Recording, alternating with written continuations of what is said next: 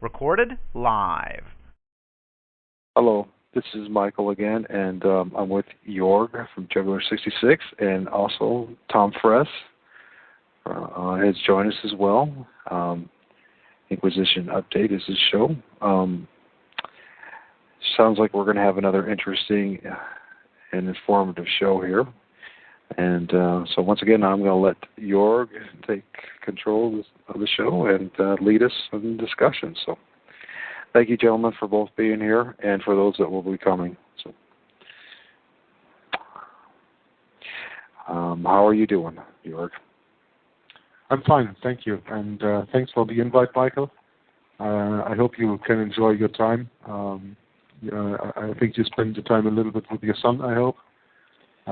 While we are doing this broadcast here, so you will be a little bit in the background, but feel invited to jump in anytime you want to. And of course, I want to say a warm welcome to Tom Fress, who is really an icon on the internet to me.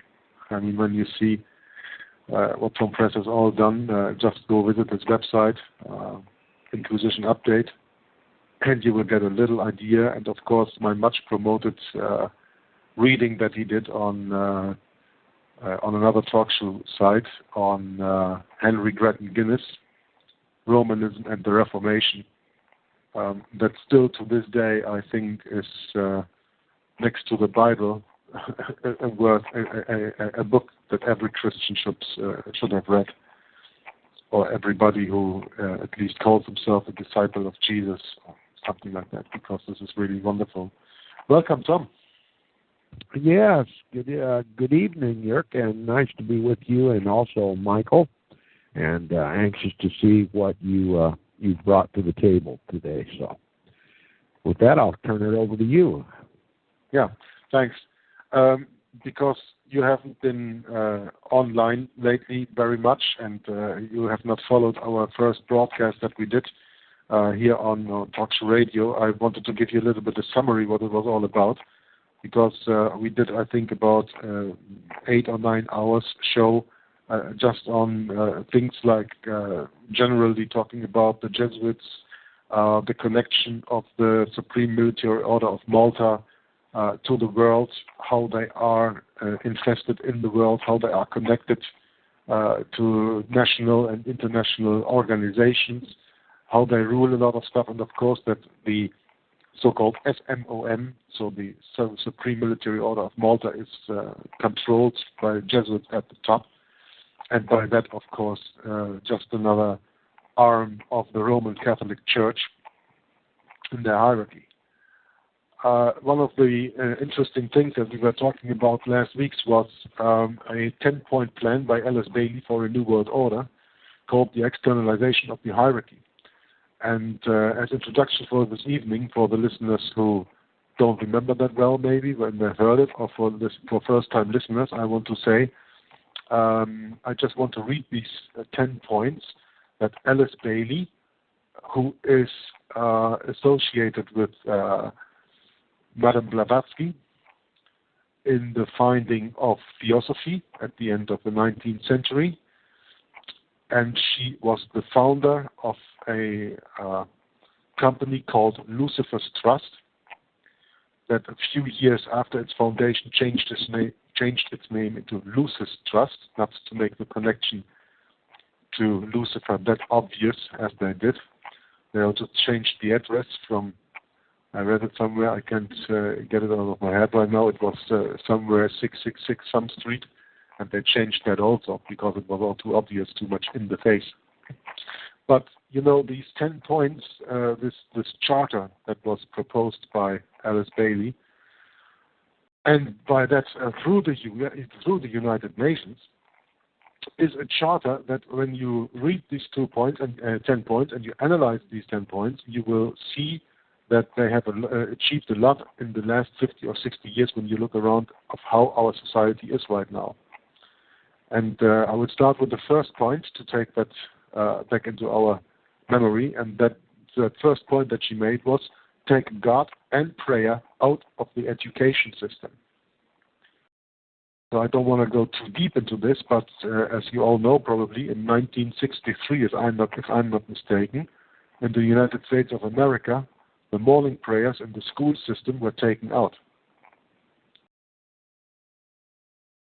The point of Alice Bailey was, she said, change curriculum to ensure that children are freed from the bondage of Christian culture. Why? Because children go to school to be equipped to face life. They are willing to trust and they are willing to value what is being given to them. If you take God out of the education, they will unconsciously form a resolve that God is not necessary to face life. They will focus on those things the school counts them worthy to be passed on, and they will look at God as an additional, if one can afford the additional. Yes, well, I'm going to confess to you and to the listeners that I have not yet read Alice Bailey's Externalization of the Hierarchy, but I've read a lot about it. It's referenced by many of the authors that I've read, and of course, they worship Lucifer. There's no doubt about it, and they're not even very secretive about it. And there's, by the way, Alice Bailey and also Madame Blavatsky, Helena Petrovna Blavatsky, were Freemasons, and they were under the control of the Jesuit order. And since Freemasonry is simply Jesuitism by another name,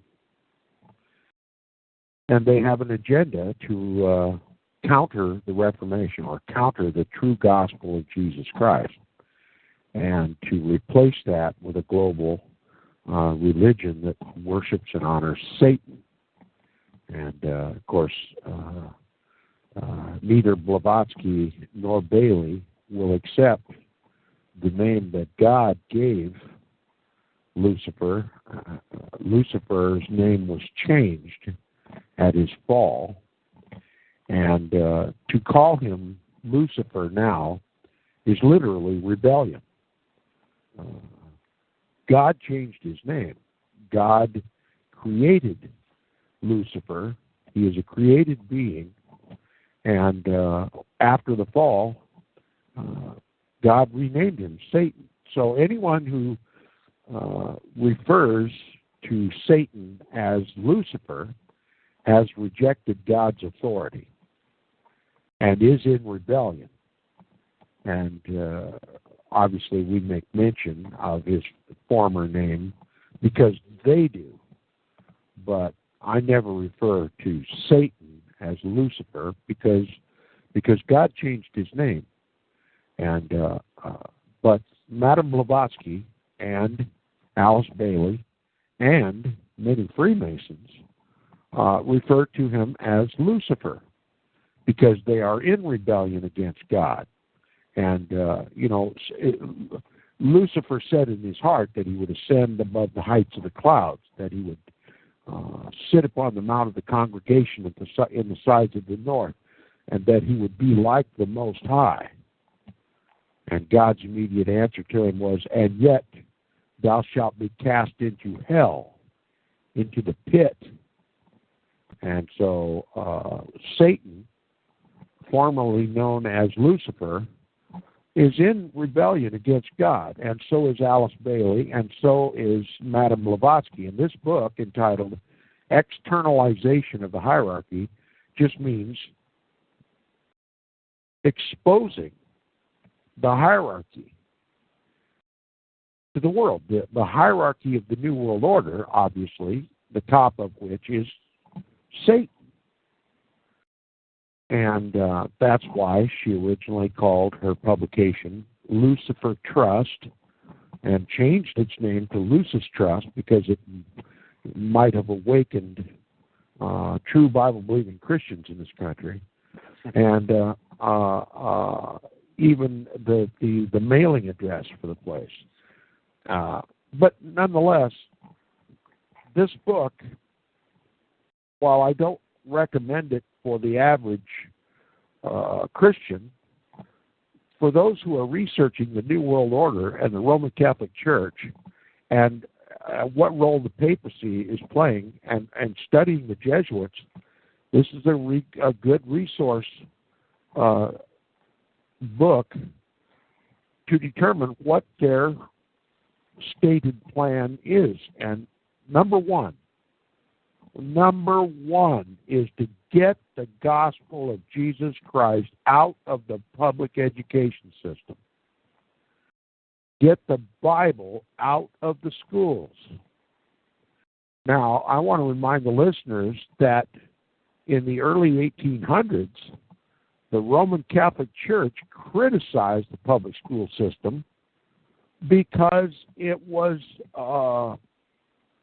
godless, they said. And so the Roman Catholic Church created the parochial school system, where their version of Christianity, or rather anti-Christianity, could be taught to Roman Catholic children. And Rome has a history of just unlimited efforts, repeated and continual efforts to take the gospel or to keep the gospel out of the hands of the people. First of all, tying up the scriptures in Latin and forbidding anybody to translate the scriptures into the vulgar tongue or the tongue of the people, so that they could not read it for themselves and then liberate themselves from that Antichrist church. And the strategy that Helena Petrovna Blavatsky and Alice Bailey took was that which Rome had already established as the main focus of this Luciferian global government, and that is to get the Bible out of the hands of children. And I want to remind the listeners also, it's a matter of Roman Catholic canon law, where the papacy claims the sole sovereign right to educate youth. Okay, every education system must be handed over to the authority of the papacy. And, of course, the papacy delegated that authority to educate, to the Jesuits, because they were the most astute at educating. And as we all know, the most prestigious universities around the world are Jesuit universities. Jesuit universities, colleges, high school and elementary schools all over the world run by Jesuits. They're called the great educators.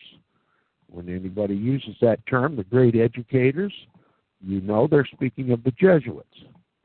And so the papacy, the Antichrist of the Bible, has delegated the education of all youth to the Jesuits. And even our public school curriculum, our syllabus, is dictated by the federal government, which is controlled by the Jesuits. And that's why they were so successful in stripping the gospel of Jesus Christ out of the public school system. It is one of the main weapons in the Jesuit-led counter-reformation. First, you have to strip from the minds of children any correct knowledge of God, and then focus on a system of education that denies the creation, that denies grace and salvation in Christ, and puts upon it an obligation to kowtow to this new world order system, which depends upon men for salvation and not Christ. And the entire education system, from kindergarten through graduate school, is supportive of this anti-Christian education, this anti-Christian direction. So Alice Bailey and Helena Petrovna Blavatsky, in this work entitled Externalization of the Hierarchy, they're simply telling us, revealing to us the new hierarchy, the pecking order of this coming Luciferian order in the world. This global government, global religion, global social and global economic system that's being imposed upon us, and it's only successful because they stripped the correct knowledge of God from the education system in every level. So I didn't mean to go on so long with that, but I think for people to understand better what you are going to say throughout this program, that they have a basis for understanding what you are exposing to them. Thanks, Jörg, for being patient with me. Well, thank you, Tom. What you just did is the reason why I wanted you to have on the call, because you are so eloquent in explaining these things to our listeners, even a little bit better than probably I did before. But there's one thing that you said, and I'd like to come back to that. You said that Alice Bailey and Helena Petrova Blavatsky were Masons. I myself do not know if they were Masons or not, because I don't know so many female Masons. But I know, and this is a very interesting connection that we can make, that at least Helena Blavatsky was controlled by Albert Pike. Yes, that's true. And he is the author of Morals and Dogma, where on one of the pages he absolutely states that they follow the doctrine of Lucifer. Right. And by that, I think that it's very, very interesting to make that connection, also to Albert Pike, because what I have learned about Albert Pike is he was not only a 33rd degree Freemason and the highest Freemason in the United States of America. He also was able to communicate in 16 different languages.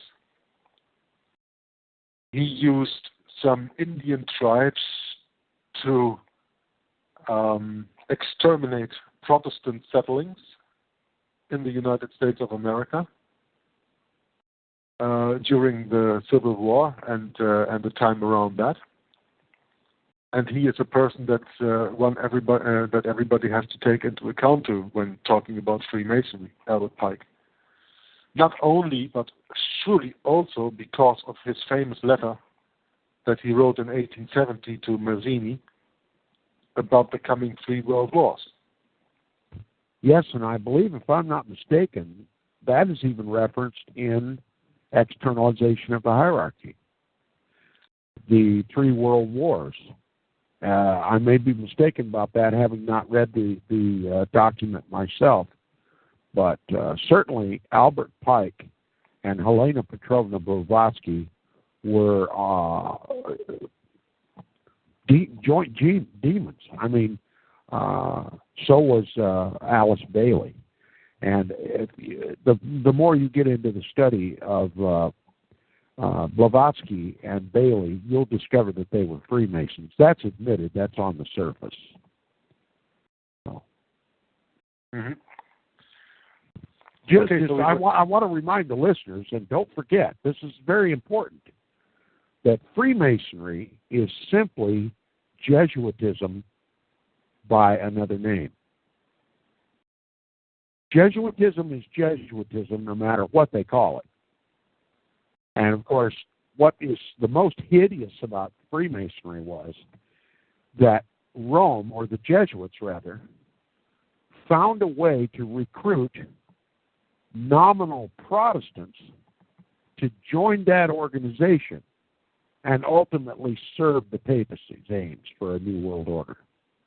This is what, to me, is the most hideous of all about Freemasonry, that it focused its attention on enlisting and recruiting Protestants to join its ranks, and literally to use the backs of Protestants to bring the Counter-Reformation to the world. And anyone who calls himself a Bible believer or a Protestant has defied his own faith, defied his own faith in joining Freemasonry, an oath-bound organization, a highly secretive and allegorical society that is dead set to remove true Bible Christianity from the face of the earth and to assist the Jesuits to create a godless society. And anybody who belongs to Freemasonry has repudiated the gospel of Jesus Christ. You can't serve two masters. And the chief of every Masonic lodge is referred to as the Grand Master. And they do Lucifer's bidding. They call him Lucifer. They do not call him Satan. And as you well said, Albert Pike admitted that the true doctrine of Freemasonry is Luciferian. And so that's what he said in his monumental work entitled Morals and Dogma, which is issued to high-level Freemasons to be read and understood, that Freemasonry is a religion and Lucifer is its god, which is identical to the hierarchical beliefs of the Roman Catholic Church. The Bible plainly tells us, speaking of the papacy, he says, the dragon, that is Satan, gave him his seat and power and great authority. And they focused their attention on controlling the kings of the earth. And that is so that the kings of the earth can control the world's people and force upon us this anti-Christian or this Luciferian society that has come upon us. And it's because people have not taken the time to investigate and find out who is the Antichrist in the world and who are his helpers. Well, obviously, number one, the Jesuits are, and just the Protestant wing of Jesuitism is Freemasonry. And, it's a hideous reality. It just cannot be overstated what a travesty this is to the gospel of Jesus Christ. And the movers and shakers of this movement to recruit and use blind, deaf, and dumb Protestants to support a Jesuit or an antichrist agenda in the world for a new world government is Freemasonry. It's just well, I'll just leave it there, and hope and pray God's people are listening carefully. Well, Tom, it is amazing how you take the words right out of my mouth when you were speaking about you cannot serve two masters. That was absolutely on the tip of my tongue. So I'm not going to repeat that right here because I wanted to say that too. But the point that I wanted to make about your differentiation between Lucifer and Satan, being Lucifer being the original created creature by God, our Father in heaven, and after the fall being cursed into the pits and cursed onto the earth, from that moment on called Satan. I just wanted to. That is why I mentioned the point that Albert Pike writes in his Morals and Dogma that they follow Luciferian doctrine and Luciferian beliefs and not Satanic beliefs. For that, you have Anton LaVey, who is the founder of the Satanic Church here on earth. I'm sure you have heard about him, right? Well, certainly I have, but I want to impress upon you a thought possibly that you may never have had, and that is that Anton LaVey is just a distraction. You see, no one's going to take too seriously anyone who worships Satan in a Christian country. Okay?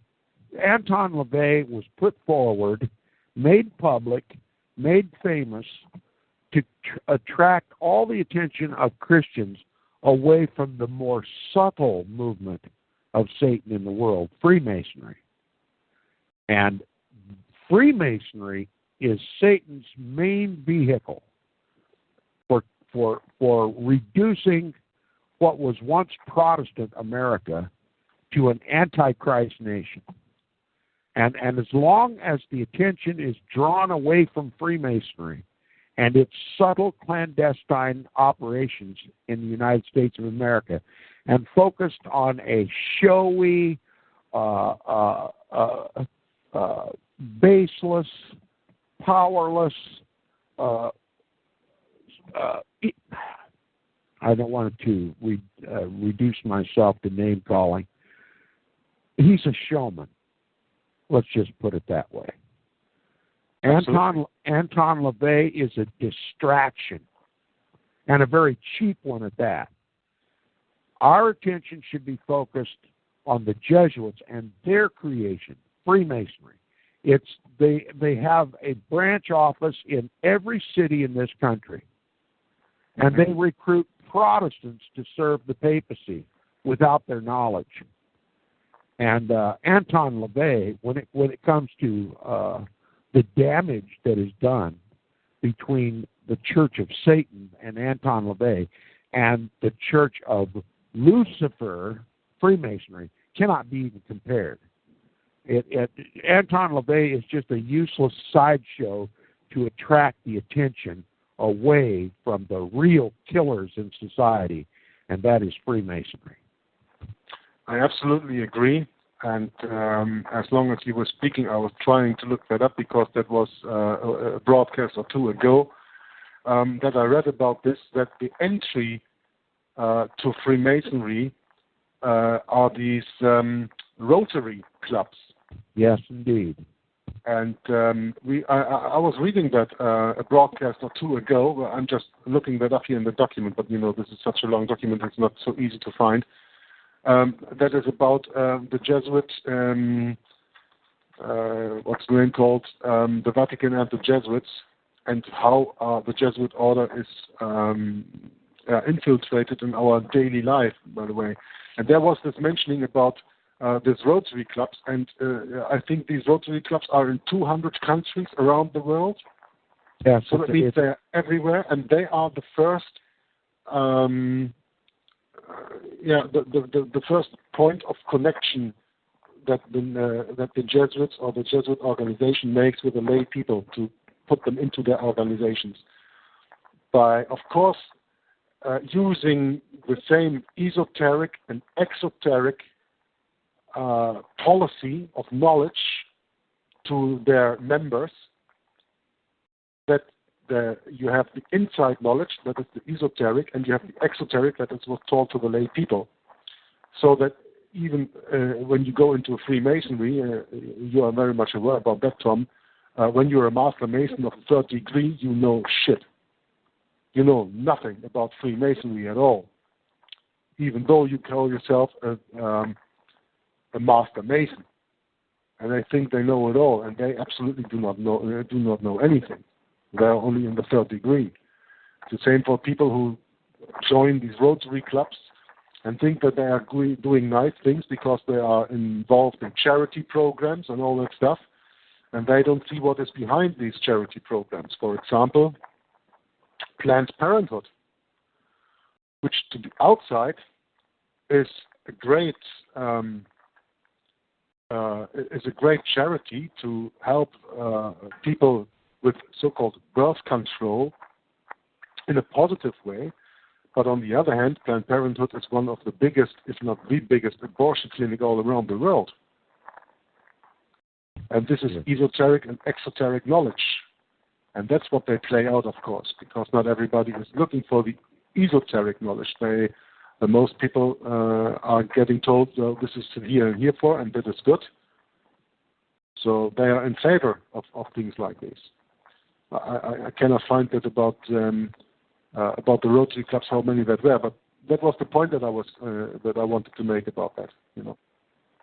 Yeah, well, what you're doing is literally uncovering all the different layers of the onion that conceals the Vatican's general direction for the New World Order. And Rotary Club factors heavily in this. Rotary recruits the movers and the shakers of every community. The most prominent people in every community are recruited into Rotary. They're flattered to be invited to participate in this Rotary organization, which is run, amazingly as it may seem to people, and this will support the accusation and the claims that I've made about Rotary, and that is that it is run by Licio Gelli, was a former Grand Master of the most criminal P2 Masonic Lodge in France. And now Lucio Gelli now serves the Rotary Club as Rotary International, which is headquartered at the United Nations.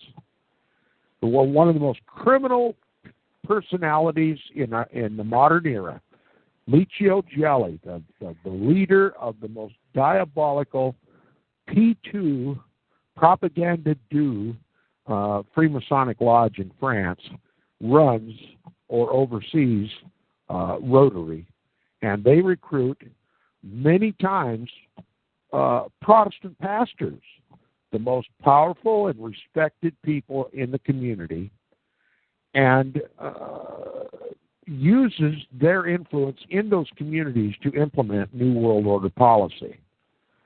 They recruit this is their way to infiltrate other belief systems, like that was what, for example, Rivera, the former Catholic priest, the former Jesuit who exposed the Jesuits and the founding of Islam through the Vatican in the 80s, and then later got killed. That's what he was brought up to infiltrate any, as the Catholic Church states, heretic denomination, so Protestant denomination, to infiltrate them and to bring them back to the so-called Mother Church, which is the Roman Catholic Church. That's the way they do it, through organizations like this. They start at the bottom. They don't try to put someone directly at the top of an organization. They start at the bottom and infiltrate from the bottom. Yes, well, I view it as a total onslaught.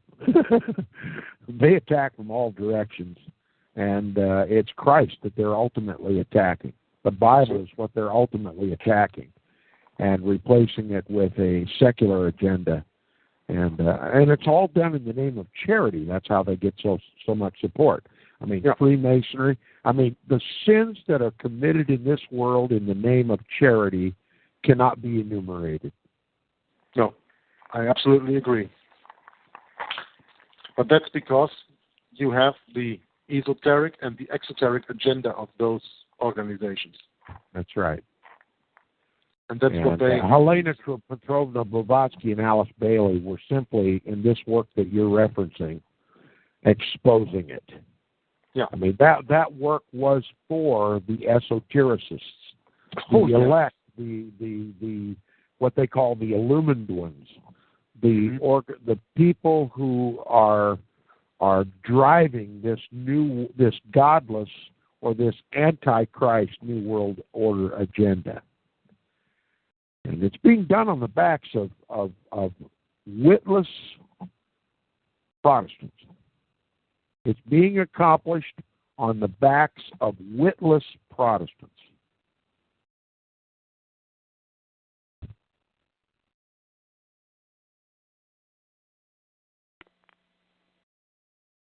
Yeah, absolutely right. Okay, so we have had our first point. So if you'd like to, I go to the second point, and we can also analyze that, or you can analyze that. I did that already a few broadcasts ago. Could I add a little something here for you? Hello, Wayne. Welcome. Hello. How are you, gentlemen? Great. Has Wayne been properly introduced? Sir? Has Wayne been properly introduced to the listeners? No, not yet. All righty. I don't need that, Tom. Well, then people know at least who you are. Okay. So next to Tom Fress from Inquisition Update, I welcome Wayne Michaels from the website Avenue of Light. Someone who seeks the light, someone who follows Jesus Christ must know that website, because it's really a very great source of knowledge, and a lot of things you can read about there, and get very deep insight into the 666 Baal sun worship that is going on in this world. And I'm very glad to welcome Wayne into our conversation. Hello, Wayne. Hello, York. Thank you. Hello, Tom. Hello, Wayne. Nice to be with you. Thank you. You also. I just wanted to add a little bit here to you, being I have Pike's book here, that's all.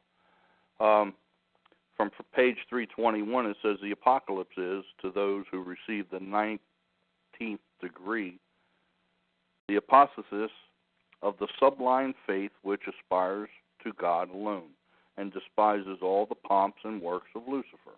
Now, Lucifer, the light bearer, strange and mysterious name to give to the spirit of darkness. Not light, but darkness. Lucifer, the son of the morning. Is it he who bears the light, and with its splendors intolerable blinds feeble, sensual, or selfish souls? Doubt it not. For traditions are full of divine revelations and inspiration is not of one age nor of one creed. Says on page 102, the true name of Satan, the Kabbalists say, is that of Yahweh, reversed. For Satan is not a black god, but the negation of God. The devil is the personification of atheism or idolatry.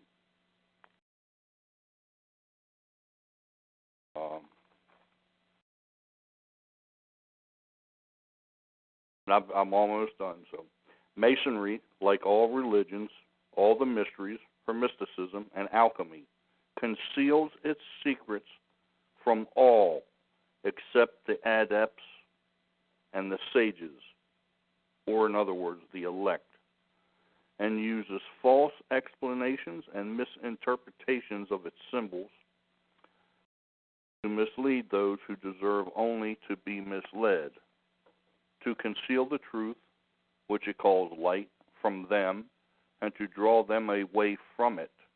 Truth is not for those who are unworthy or unable to receive it, or who would pervert it. So Masonry jealously conceals its secrets and intentionally leads conceited interpreters astray. So I just wanted to add that to your conversation. I just thought that was... Yeah, thank you very much. Thank you very much, because that part of page 301, I think it was that you stated, that was the one that I was referring to when I said that Albert Pike said that they are following Lucifer's religion, and that Lucifer is the head of their religion. Doubt it not. Yeah, that was the one that I meant. Yeah, they call him the architect. Correct. Anyway, the great architect of the universe. Yeah. I just wanted to share that with the listeners, that's all. Yep. Yeah. That's his title, Great Architect of the Universe. Yep. There's even a hierarchy painting. I mean, it's like a pyramid where on the top is the abbreviation of Great Architect of the Universe, standing there for Lucifer on top, on that hierarchy. Well, a lot of places I've read where it has the G for Freemasonry, it actually stands for geometry. And that's why the pyramid, male pointing forward, upward, as above, so below, and pointing downward, that's the female. Right. So I'm going to go into the second point that Alice Bailey made on her 10-point strategy, this charter. And the second point was reduce parental authority over the children. She said, break the communication between parent and child. Why? So that parents do not pass on their Christian traditions to their children. Liberate children from the bondage of their parents' traditions. And how can that be done? First of all, promote excessive child rights. 1997 to 1998 in South Africa introduced child rights legislation, UNICEF Charter. Today, a child is able to say to a parent, I do not want to hear that. I don't want to do what you're telling me. Teachers cannot talk to children. Children step up and say, I have my right and you cannot talk to me like that. B, abolish corporal punishment. This has been made law. On the other hand, the Bible says, do not withhold correction from a child, or if you beat him with a rod, he will not die. You shall beat him with a rod and deliver his soul from hell. Proverbs 23, verses 13 and 14. Nota bene, Jesus said in the last days, wickedness will increase, there will be rebellion, and children will not obey their parents. It's not a trend, it is organized. Jesus even warned us of these coming in the last days. And another way how to push that agenda of reduce the parental authority over the children is to teachers are the agents of implementation. From workshops, teachers tell children, your parent has no right to force you to pray or read the Bible. You are yourself. You have a right of your own. You need to discover yourself. Self-expression, self-realization, self-fulfillment are all buzzwords. In the West, when a child is 7 years old, the teachers begin to say to the child, you have a right to choose whether you want to follow the faith of your parents or not. Parents are not allowed to enforce their faith upon you. Question is, what type of decision can a 7-year-old make? Interesting. End of the reading here. And I think what comes very clear in this last paragraph, very clear, is the child, you are yourself. You have a right for your own. You need, you this, you that. That's exactly the same that led Lucifer to rebellion in heaven when he said, I want to be like the Most High. I want to put myself there and that, I. It's always about me. It's never about you. It's never about anyone else. It's never about God. That's what comes out very clear in this paragraph. So I'd like to have your thoughts on this, Wayne and Tom. Woe to those that call good evil and evil good. I think the Jesuit order certainly has destroyed God out of the families, broken the families down. The divorce rate is just astronomical. And, the women have no respect for their husbands anymore. They're making all these big job payments, big monies.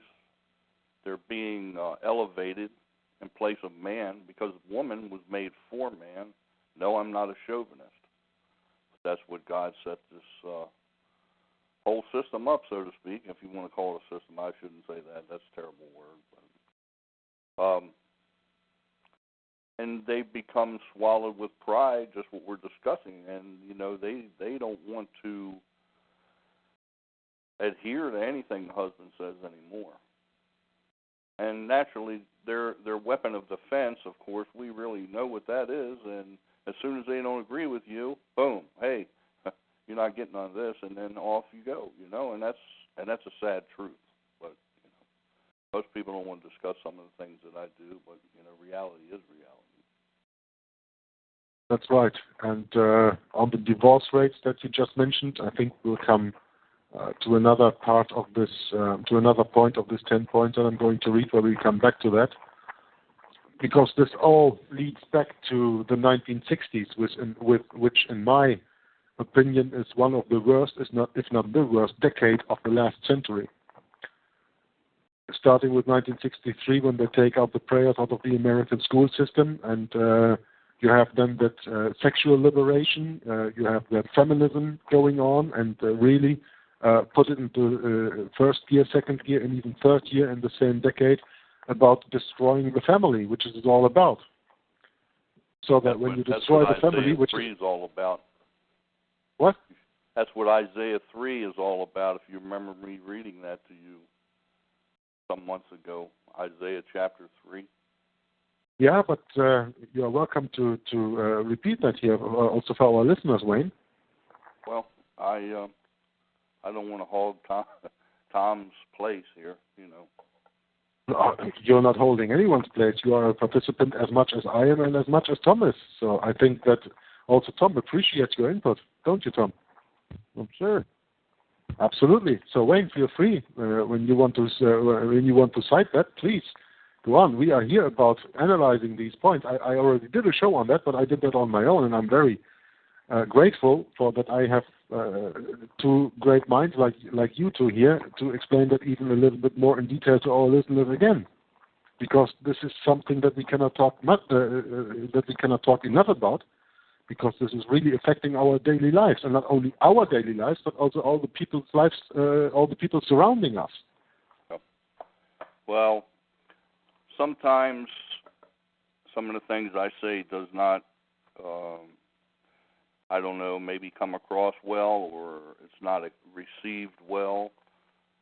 But my intentions, I assure you, are for what the Word of God is saying, and I've lived this scenario myself twice, and you have yours also, and I'm not trying to peddle our business, but, you know, it's very much a reality today. And they get that money, and it's like, you know, what gaineth a man the world, he loses his soul. What is that money? Money's squat, you know.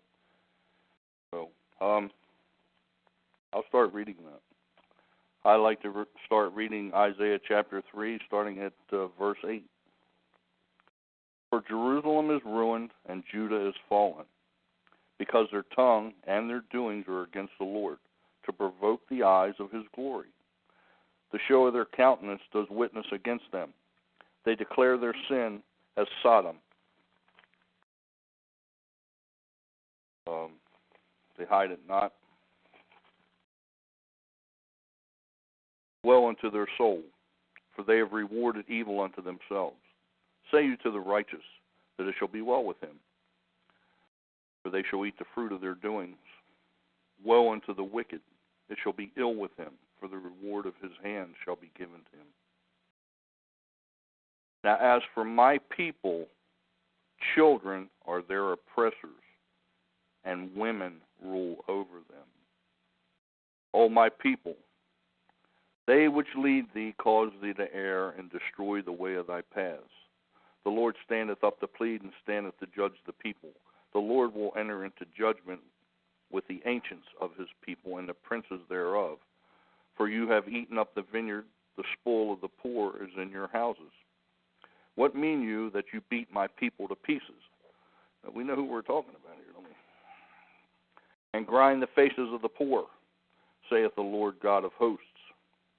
Moreover, the Lord saith, because the daughters of Zion are haughty, and they walk with stretched forth necks and wanton eyes, walking and mincing as they go, and making a tinkling with their feet. Therefore the Lord will smite them with a scab, the crown of the head of the daughters of Zion, and the Lord will discover their secret parts. And in that day the Lord will take away the bravery of their tinkling ornaments about their feet, and their calls, and their round tires like the moon. The chains and the bracelets and the mufflers, the bonnets and the ornaments of the legs, and the headbands and the tablets and the earrings, the rings and the nose jewels, the changeable suits of apparel, and the mantles and the wimples and the crisping pins, the glasses and the fine linen and the hoods and the veils. And it shall come to pass that instead of sweet smell, there shall be stink. Instead of a girdle, a tear or a rent. And instead of a well-set hair, baldness.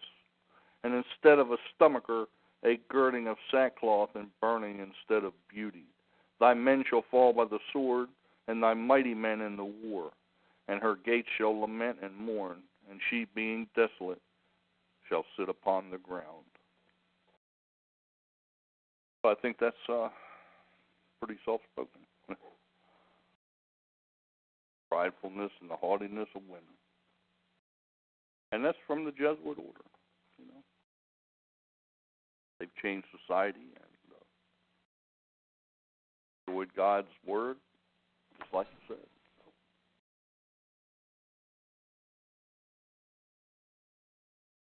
So, how it affected my life and my marriage and my children, and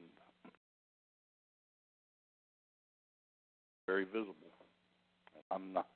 I'm far from the only one out here, I assure you. Excuse me.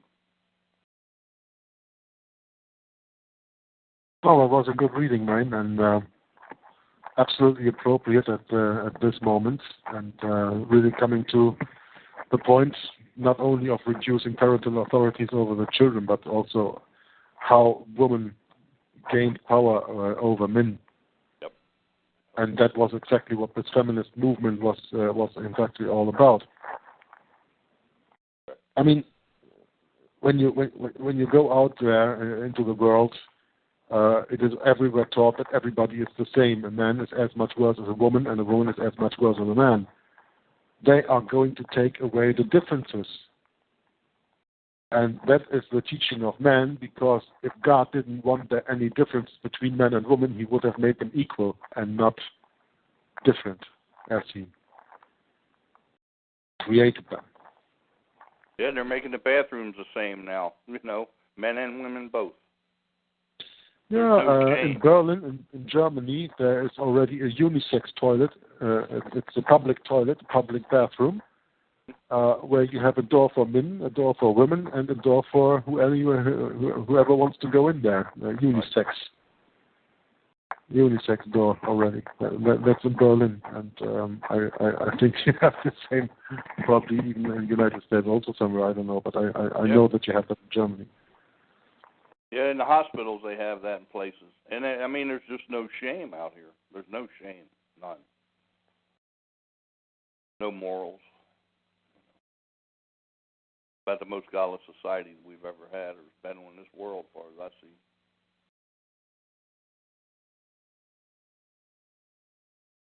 Tom, something you wanted to share about this point with us? I'd like to get back to the 10 planks that you were reading. The first one had to do with taking the gospel and prayer out of school. Yes. Taking Christianity out of the public school system. That they accomplished. The second, it's kind of a 1-2 punch. It's not enough for them to take the gospel out of the schools. What they also had to do was break down the authority between the parents and the children, and give the children rights that God does not give the children in the Bible. The Bible says, raise up a child in the way he should go, and when he is old, he will not depart from it. Well, who raises the child? The parent. The Bible says the children are to honor their parents. Honor thy father and mother, that thy days might be long in the land which the Lord thy God giveth thee. Okay? The authority structure in the family is hierarchical. The man is to love the wife and give himself for her as Christ did for the church. And the children are to obey their parents. The externalization of the hierarchy, this Antichrist Freemasonic agenda, this global Antichrist agenda, not only takes the gospel out of the churches, but it takes the gospel out of the child's mind. It gives the child authority over the parents to reject the religion or the faith of their parents, and especially if it's that Christian religion that is such a harmful rejection of Antichrist. Okay? And so it literally, what it effect did was nullify the Scripture, taking away from the parents the right to teach the child, and put that in the hands of the schools. So now the school becomes the authority in the child's life, and gives authority to the child to rebel against his parents, to rebel against the gospel that they're trying to teach him, and then make the child literally a cog in the New World Order wheel. And so it's been very effective. It's been conducted by our education system and our legal system and our quote-unquote human rights system, which is not of the Bible.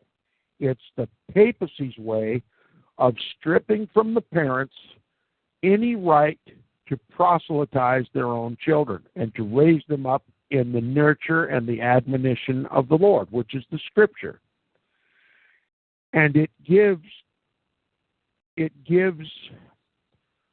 flesh and bone to the Roman Catholic canon law that says Only the papacy has the right to educate children. And this is what they do with our children through the education system and through the court system. Don't forget the television. Well, certainly, this is enforced in every realm of media, and of course, I don't want to divert into an extraneous discussion that takes the focus away from this book that you're referencing here and its 10-point plan to make the world anti-Christian.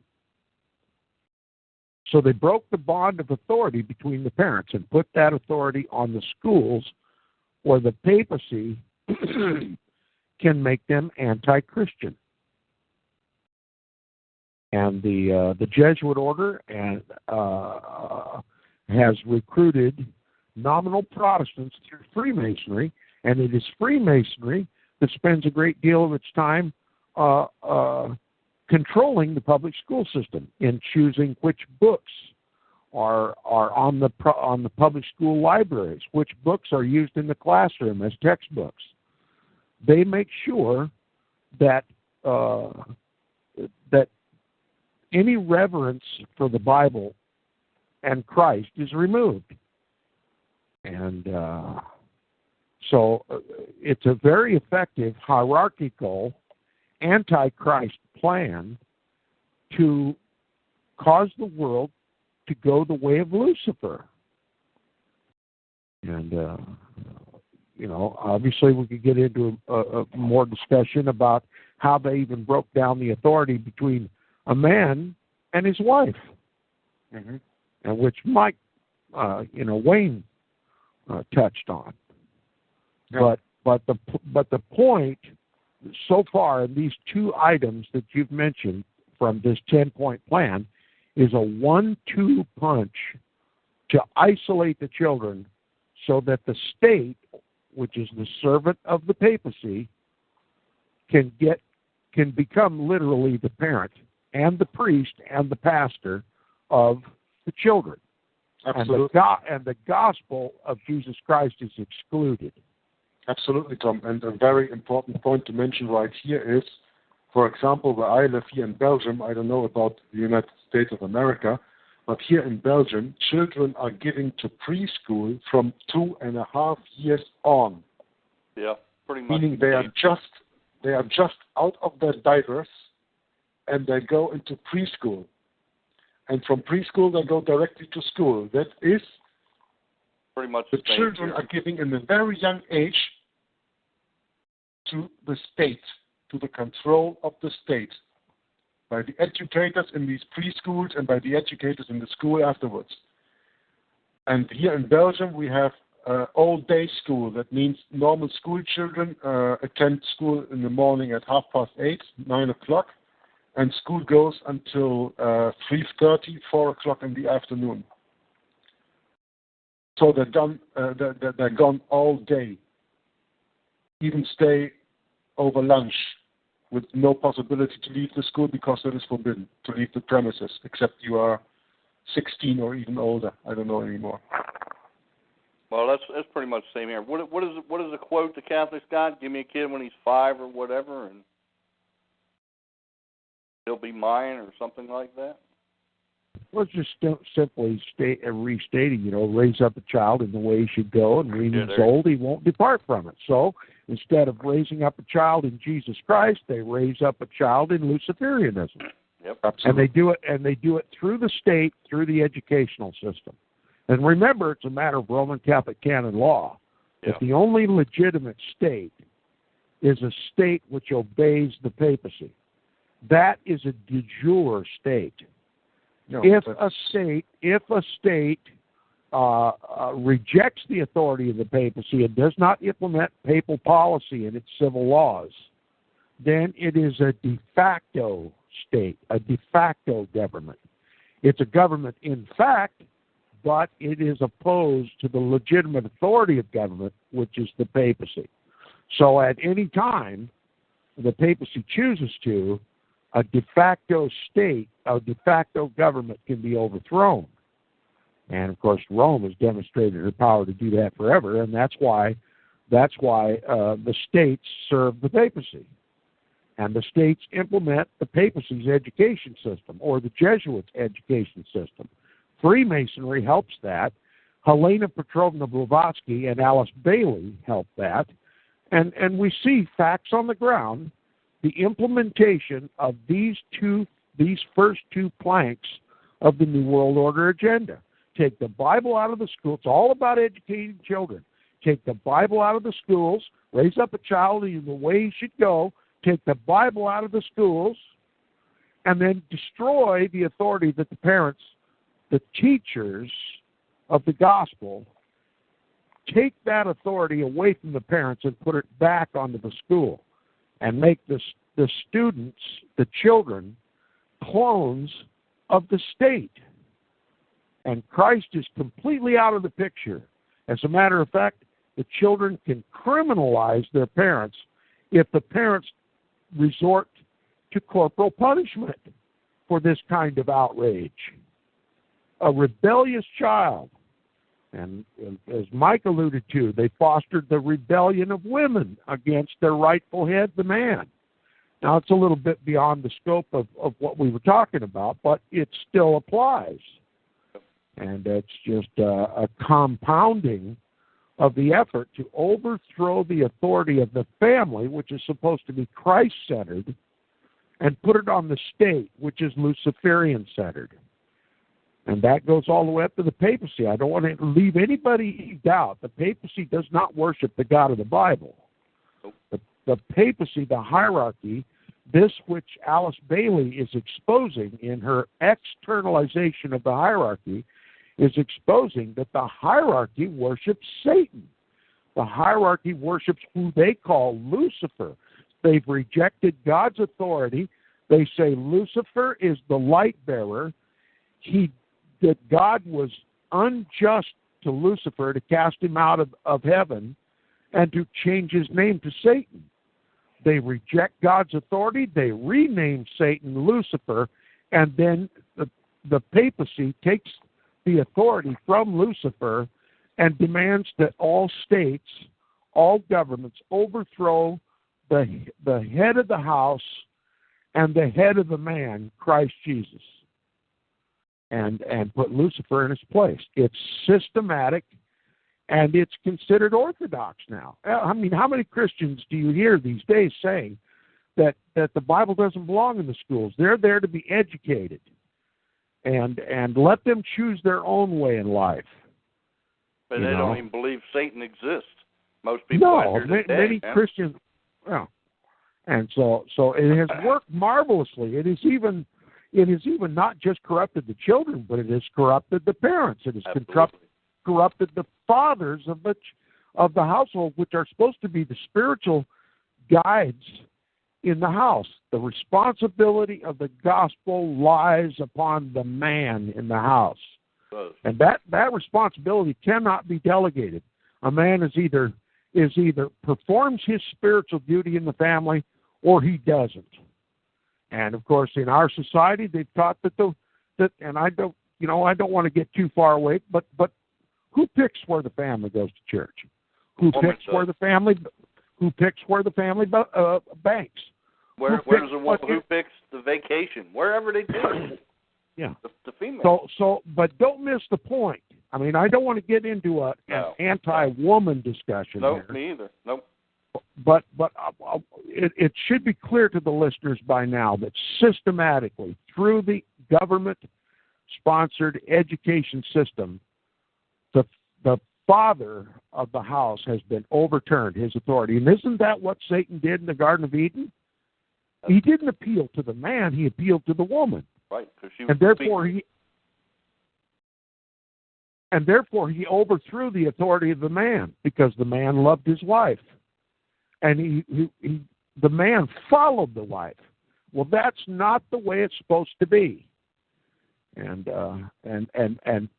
Adam should have usurped his rightful authority in the family and said, "Thus saith the Lord." "Ye shall not eat of the tree of the that is in the center of the garden, the tree of knowledge of good and evil. You're a deceiver. Depart." But no, he loved his wife, and his wife was beguiled. She was flattered. Satan said, "You shall not surely die, but you shall be as gods, knowing both good and evil." Well, how flattering is that, to be said, "You shall be as gods"? And so Eve ate, and she gave her husband to eat, and he ate also. That's what the Scripture says. And Satan's still in the same business of overthrowing the rightful biblical authority of the man in the family, and even so much as taking the authority to raise the child away from not just the man, but the wife as well, and putting it on the secular state, the education system in the schools. You know, and as soon as there's a problem at home, they take the kids and make them wards of the state. Well, that's what literally happens. I don't want to get into that discussion because it's going to take us clear off the path. But okay. But I want to stay focused on exactly these 10 points. Okay. I just want to say one thing. Project Vatican would be a wonderful study for anybody out there interested in what we're talking about. And I think an interesting point, what you were talking about, William Shinoblin mentioned that to be a high priestess of Satanism, you have to be a Catholic priest first.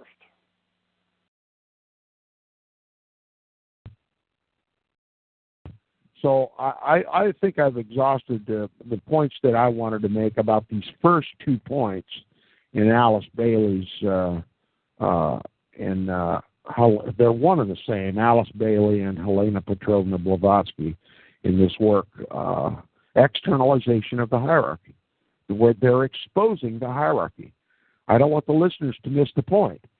The work that you're referencing, the words that you're reading, are literally the expose of the New World Order hierarchy and how they're going to achieve their goal of overthrowing Christ, overthrowing the gospel, and making Lucifer the King of Kings and Lord of Lords in the world through the papacy, through the state, through the education system, and with these particular 10-point plans.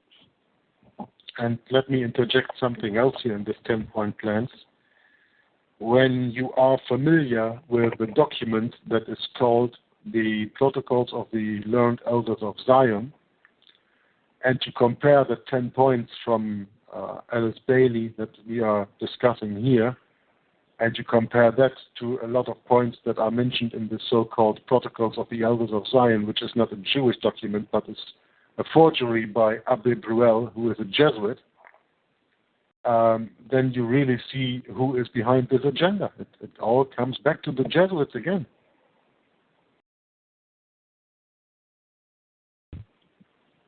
Certainly does. The Counter-Reformation. The Jesuits are the Counter-Reformation. And how do you overthrow the Reformation? Take the Bible out of the schools, take the Bible out of the family. Destroy the parent's authority over the child. That's what they've done. They've implemented what Alice Bailey has suggested. And that's what they've done. It's become a godless society. It's become an antichrist society. Violence everywhere. It will even be more clear when reading the third and the fourth point. Go right ahead. So I'm going to continue to the third point, that is, destroy the Judeo-Christian family structure and the traditional Christian family structure. Why? It is oppressive. And that the family is the core of the nation. If you break the family, you break the nation. Liberate the people from the confines of the structure. How are you going to do that? A. Promote sexual promiscuity. Free young people to the concept of premarital sex. Let them have free sex. Lift it so high that the joy of enjoying it is the highest joy in life. Fantasize it that everybody will feel proud to be seen to be sexually active, even those outside of marriage. This is contrary to the Word of God, which says, "But fornication and all uncleanness or covetousness, let it not even be named among you, as is fitting for saints. For this, you know, that no fornicator, unclean person, nor covetous man who is an idolater has any inheritance of the kingdom of Christ and God.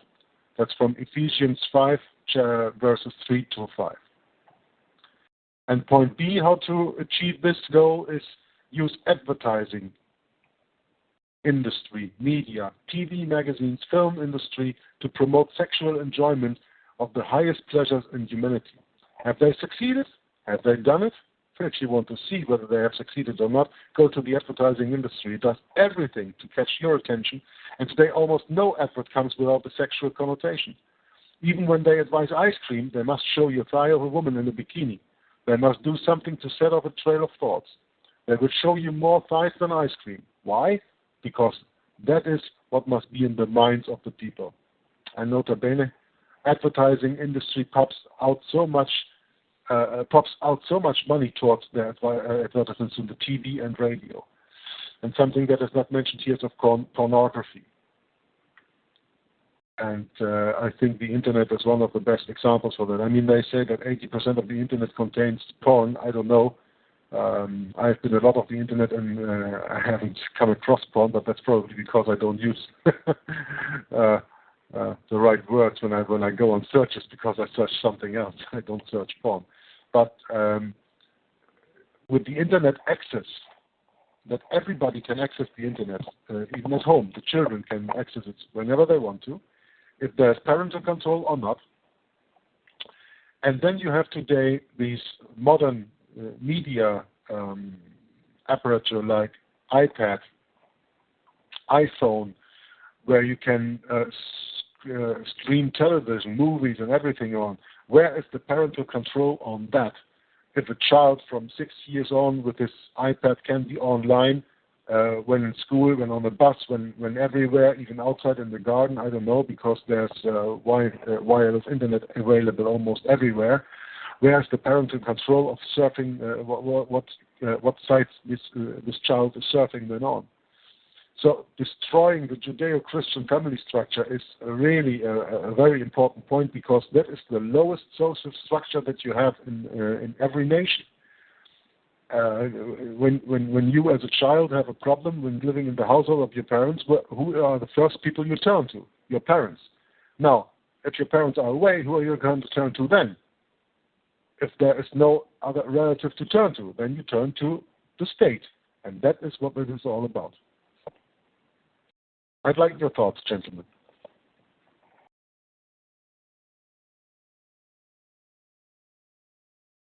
Well, did Mike have something to say?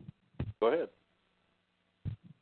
Well, it's just rebellion. The third plank is to incite sexual chaos, total rebellion against Christ, against the Bible, and its prohibition of lasciviousness. Now, what happens in the family if a child becomes sexually energized at a young age? It gets involved with sexual activity, and an illegitimate child comes around, and then all the focus has to be on this new child, this child, and we have children raising children. Then it's at this point. And where is there the time for the gospel? Where is there time for correction now? Where is there time for further education? The boy has become a man. He now has responsibilities. And, of course, when they're not prepared, too young of an age to take on those responsibilities, the child is neglected. And so the child becomes a ward of the state, doesn't he? And that's exactly what the whole hierarchy is intended to do, is to disrupt the family. And if you can get the family order established before the sexual partners are mature enough and responsible enough to take on those authorities, then the state has to do it. Or the grandparents have to do it. And it just adds chaos. And, of course, another call for the state to interject itself into a sacrosanct domain, which is the family. The family is sacrosanct. That is between the man, the woman, and God. And the state, the Antichrist state, interjects itself even by requiring a marriage license, which literally casts God out of the picture and puts the state in its place as the authority over the marriage relationship. And but I see this, but I don't want the listeners to miss the point. The whole point is the counter-Reformation, anti-Bible, anti-Christ, and to impose a Luciferian order in the world, a satanic order in the world. And if you can cause a man or a young woman to violate the prohibitions of Christ in the Bible about fornication, sexual relations outside of marriage, premarital sex, if you will, then they have accomplished their goal. Is it any wonder that God warned his people to live sanctified lives, not to be lascivious? Don't conjure up, don't cultivate the natural, God-given sexual desire in an irresponsible way, because it will destroy your society, and Satan will use this to destroy you. And that's exactly what they've done. Introduce sexuality into the young man's life or the young woman's life before marriage. Hold them in a public school system until long after puberty, so that this highly charged hormonal or natural sexual drive has a chance to fulfill itself before the marriage. And then all the illegitimacy that comes from it, it makes the state then, gives the state an opportunity to inject itself into a sacrosanct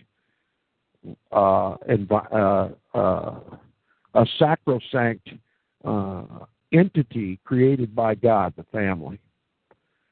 And how marvelously their plans have worked, and how vividly apparent they are as facts on the ground. If anyone suggests that this 10-point plan by Alice Bailey and Helena Petrovna Blavatsky and Albert Pike and all these esotericists, if anyone suggests that this 10-point plan is not being effective and not being effected by our own government, then I just don't see how they could be convinced. But the whole object of this is to overthrow Christ and the order that he placed in the body of Christ. And it has worked marvelously. And again, I'd have to say for people to check out Project Vatican, because it's so fulfilled, including your preachers being Freemasons, the government heads. They've infiltrated everything out here. I'm not going to go sidetracking either. But.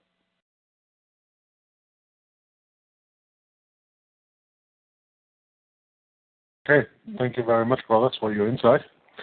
I'm going to read point 4 from 10. If sex is free, then make abortion legal and make it easy. She said, build clinics for abortion, health clinics in school. If people are going to enjoy the joy of sexual relationships, they need to be free of unnecessary fears. In other words, they should not be hampered with unwanted pregnancies. Abortion, as told by Christians, is oppressive and denies our rights. We have a right to choose whether we want to have a child or not.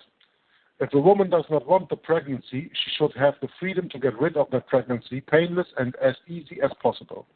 Today it is not only accessible, it is forced. Today, abortion is a strategy to curb population control together with the use of condoms and pills. End quote.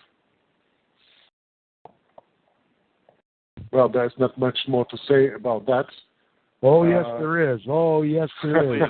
Oh, yes, there is. This is one of the most important planks I mean, the point that I wanted to make here is, and I think we come across that a little bit later in these 10 points.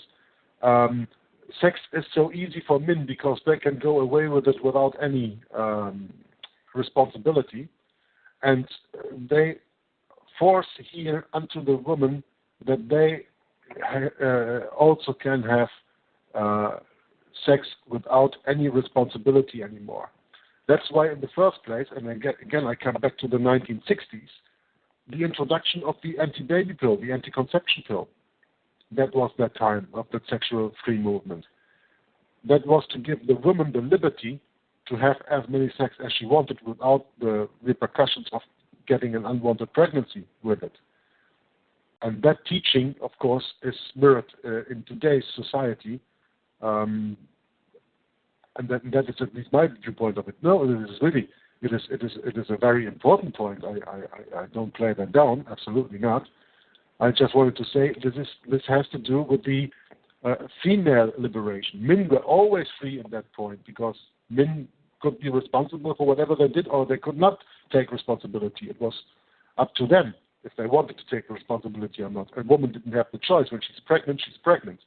That she sits there with a problem, The man never has that problem, let's say it like that.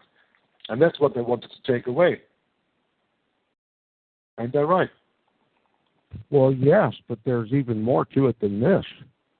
And that is a point that is often missed in discussions about this fourth plank. Make abortion cheap and easy, if not free, and encourage people to kill their own babies. Now here's the point that is almost always missed.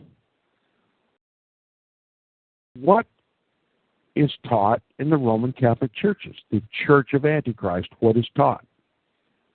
That the papacy has the authority over reproduction. And that Roman Catholics are instructed as a matter of Roman Catholic canon law that they are to bring Roman Catholic children into the world, as many as possible. They're not allowed to use any birth control of any kind.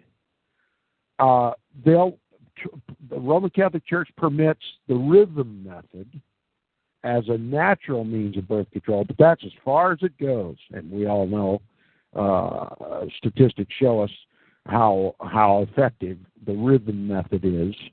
And that's why, especially in my early days, you could count the Roman Catholic families in a community by the number of children they had. The Protestants might have had 1 or 2 children because they practiced birth control. But the Roman Catholics had 6 and 8 and sometimes even 10 children. And Rome knows that if birth control of any and every kind, including abortion, is available, that Protestants will practice it. But Roman Catholics are bound to obey the laws of the Church. And it's simply a matter of demographics that eventually a Protestant society will become majority Roman Catholic. In a period of 2 or 3 generations, Rome will have the numerical advantage over Protestants. And this is a plan that has been put into effect by the Roman Catholic Church throughout its history. And but that is only possible because the Protestants don't follow the Bible as they should, because otherwise they would know that in the Bible it says be fruitful and multiply, and they can also have a lot of children. But there are no Protestant families who live after the Bible anymore, Yes. Well, if they're there, they would also have a lot of children, wouldn't they? Yes. Well, it just compounds the issue. I mean, Rome knows the effect that this would have in making abortion. Now, everybody says, "Oh, but Tom, the Roman Catholic Church, the Roman Catholics protest these abortion clinics. They've even killed abortionists, doctors that kill babies." and isn't that what? But that's not what the hierarchy of the. Listen, we're talking about the externalization of the hierarchy here, and the hierarchy wants, despite whatever the Roman Catholic Church says on its face, the hierarchy of the Roman Catholic Church wants to make abortion easy, and if nothing else, paid for by tax dollars, by the state. And that gives the overwhelming advantage to Roman Catholics in demographics. Now, in support of the thesis, I will simply tell you that in the book The Vatican Billions by Avro Manhattan, it was revealed that the Roman Catholic Church was discovered to have been the principal financial supplier of funds in the French country that first perfected the birth control pill. And of course, that was made public. And of course, the Vatican was embarrassed for having been caught red-handed in making birth control available cheaply and easily, and to make global this demographic advantage. And you can bet that Rome has never abandoned her efforts to make birth control of any means available everywhere in the world, despite what she says publicly. And it is a plan that is. And by the way, before I leave the subject, you know, we've been taught that life begins at conception, haven't we? That we believe that that the Father knew us while we were yet in our mother's womb. Okay? Absolutely. Yeah, we believe. Bible believers believe that birth or that life begins at conception, not at delivery. Life begins at conception. The Bible says, and he went in unto her, and she conceived. Okay? So life begins at conception. That's what Bible believers believe. But did you know the birth control pill doesn't stop conception? The conception takes place. What the birth control pill does is simply makes the walls of the uterus so that it will not accept that conception and nurture it into life. So the conception takes place, and then the ovum, as they call it, the baby, literally floats around in the womb with no support. It starves to death and it dies, and then it's flushed out with the menstrual flow.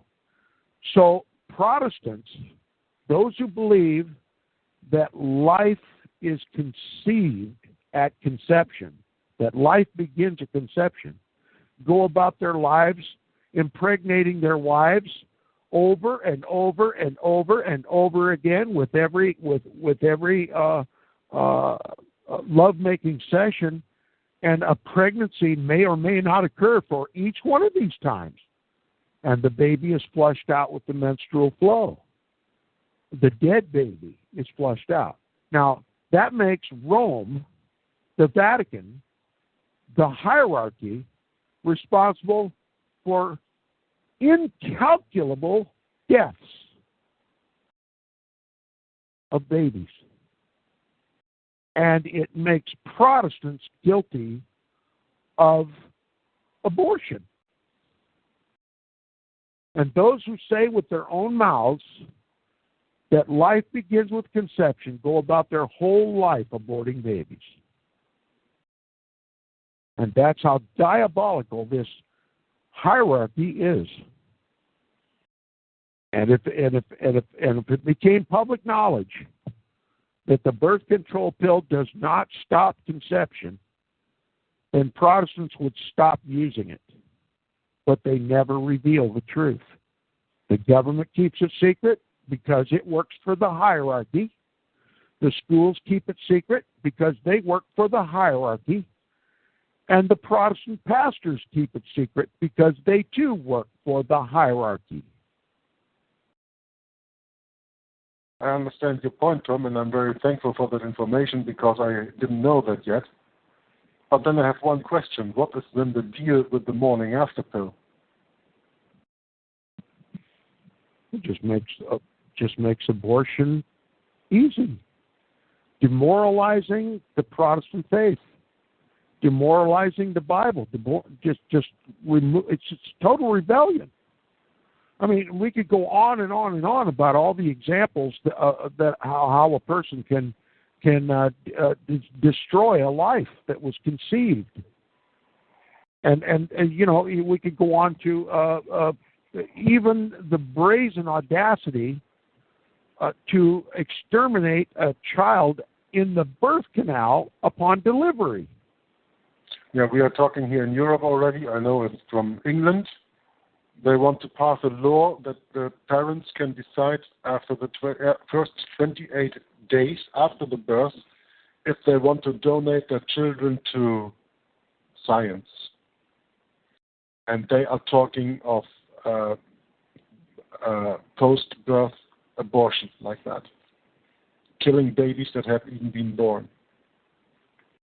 Now, Roman Catholics, according to Roman Catholic law, are forbidden to practice any of these things. So what are all these laws created to kill? Protestants, Bible believers.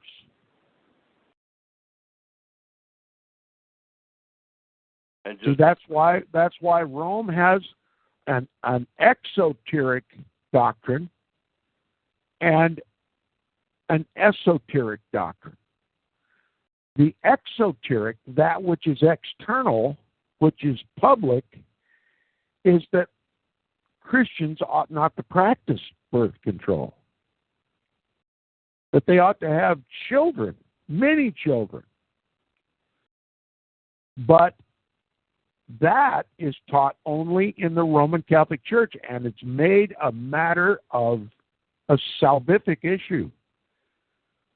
You know, if a Roman Catholic is caught by his priest or his bishop practicing birth control, or heaven forbid, an abortion, well, they're excommunicated from the church. And of course, to excommunicate a Roman Catholic means simply that they are locked out of heaven. They're condemned to a Christless eternity. They'll never get to go to heaven because the church has excommunicated them, and they can't get through the so-called pearly gate. They can't get through, quote-unquote, St. Peter if they're outside of the church. And so this is of mortal importance to every Roman Catholic, not to provoke the church to excommunicate them. So they have babies, lots of babies. And but the esoteric teaching of the Roman Catholic Church is make birth control available and free, if not government sponsored. And then Roman Catholics have. I've made the point 3 or 4 times. The Roman Catholic Church has a demographic advantage that could be gained in a matter of just a few generations. Yeah, it comes down to do as I say, don't do as I do. Right. It's hypocrisy. It's the church of hypocrisy. You see, God's law does not factor in the Roman Catholic Church or its teaching. That's why it is the church of Antichrist. It's the synagogue of Satan. The synagogue of Satan. That's exactly what it is. Wayne, you have something on that point you want to say? Oh, I was just going to agree with them that, that's why they are just trying to increase the Catholic population so greatly. I mean, that's another way of doing that, Yeah. And now they get all these Mexicans into your country, right? Absolutely. Dropping the gates down. Yep. And then they're all sun worshippers, so. Flooding the country with Catholics. Yep. And they're all sun worshippers, so. which is Lucifer worship. So. You know, Rome has a controversy with her own people in this country. They've been around Protestants too long, and they no longer respect the authority of the papacy. They no longer obey their priests and their bishops, and they practice birth control. So the papacy is losing the war of demographics, or at least they're not gaining the ground that they had hoped to gain by now and making America completely Roman Catholic. And so to make up the deficit for disobedient Roman Catholics who practice birth control just like the Protestants do is just to open the southern border to the 98% Roman Catholics that dwell south of that border and let them come into this country and use our social services at taxpayer expense. Yep. I mean, it's called a Protestant-financed Roman Catholic invasion of Protestant America. And you have the same here in Europe. No doubt. With this multi-culti culture they teach on us. And people from all around the world coming in. I mean, after the Second World War in Germany and some other countries like Belgium and all, it was Italians, Greek were invited here as guest workers to do jobs so-called Germans or Belgians wouldn't do because they was working in mines and all that stuff. They came here as guest workers. But the majority of Italian people, what are they? The majority of Greek people, what are they? Catholic, huh? Yes. And here in Belgium, then also it started with, of course, because they have a little bit other history, like in France also, with Africans. And now it's all about Muslims. And of course, Germany was very in favor of that in the beginning in the 60s. They imported a lot of Turkish workers into Germany. And today, about 10% of the German population is from Turkish background. That's between 6 and 8 million people.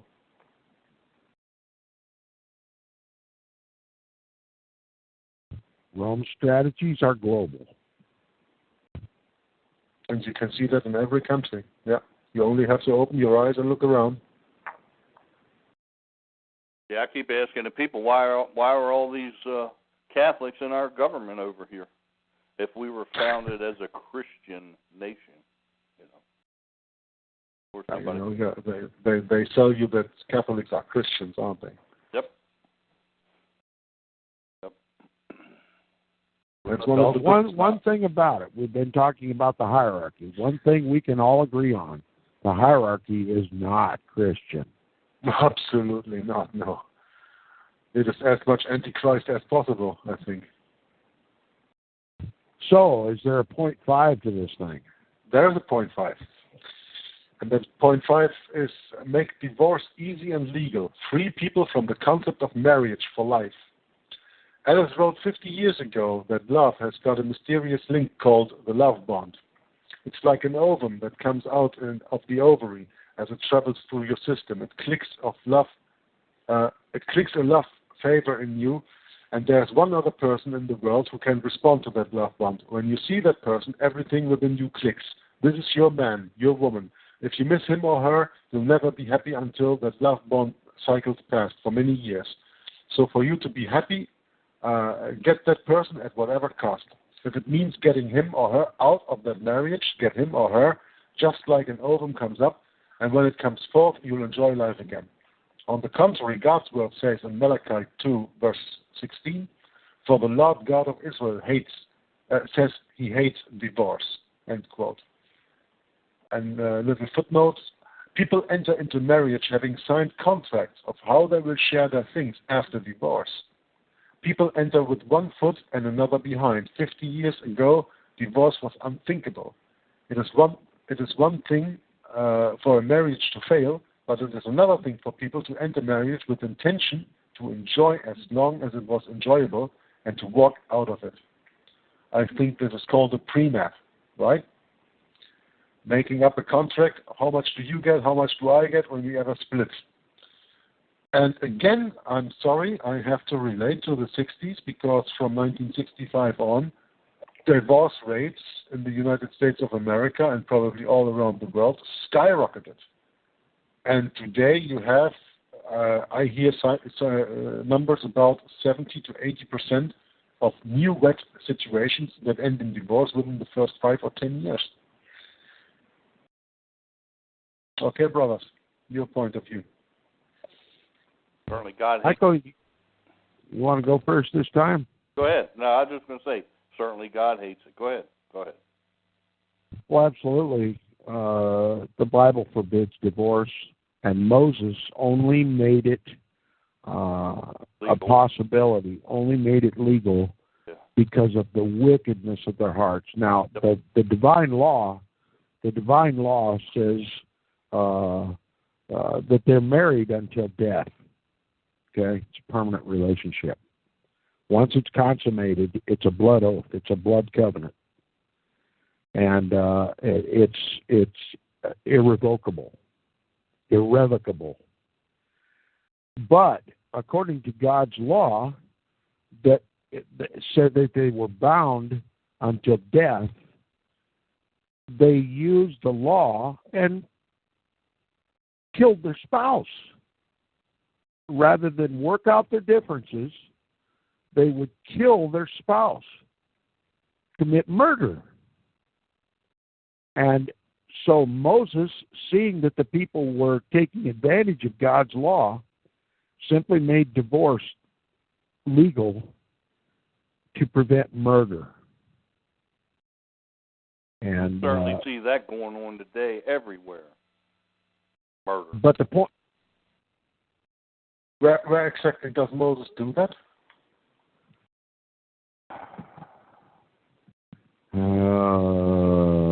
I don't remember exactly where that's recorded. Because the only thing that I remember is from when there's adultery, when there's a woman going astray from a man, then he has the right to divorce. Yes. I'm not familiar with any other way there's divorce mentioned in the Bible, and it's okay. No other way. Nope. And that must be something in Deuteronomy or something. I don't remember exactly where it's recorded in the Bible, but it's even mentioned in the New Testament. Yes, like 3 different places in the New Testament. Yeah. That Moses, that it was not to be so. Divorce was not the will of God. But Moses made it legal to keep them from killing one another. And, but look, the hierarchy wants divorce available, easy, and free as possible. And, of course, you named all these things, but it's just open rebellion. And how did the state get authority in the marriage so that divorce could be easy and available? I'm sorry to interrupt you here, Tom. I think it is in Deuteronomy 24. Okay. When a man has taken a wife and married her, and it come to pass that she find no favor in his eyes because he has found some uncleanness in her, then let him write her a bill of divorcement and give it in her hand and send her out of his house. Yes, and it's stated elsewhere that this was never God's will, but it was a necessity because of the wickedness of their hearts. And when a man found something in his wife that, such as adultery, a breaking of that blood covenant, then in order to be free of this adulterous woman, he would kill her. And one sin was leading to another. But nowadays, what authority then was operating in the marriage relationship? It was God, wasn't it? It was God's law that set the limits for marriage, set the ordinance of marriage. But God's law does not rule over the marriage now. The state does. It's the state that makes divorce easy and available. And how does the state get jurisdiction over a divine institution? By simply coaxing and coercing the married couple or the betrothed couple to kick God out of the marriage and put the state in God's place. And they did that through the marriage license. You know, licenses are given, according to the law, licenses or licentiousness is given to do that which is illegal, to do legally what is illegal. In other words, gambling is illegal. But the state grants licenses to build casinos.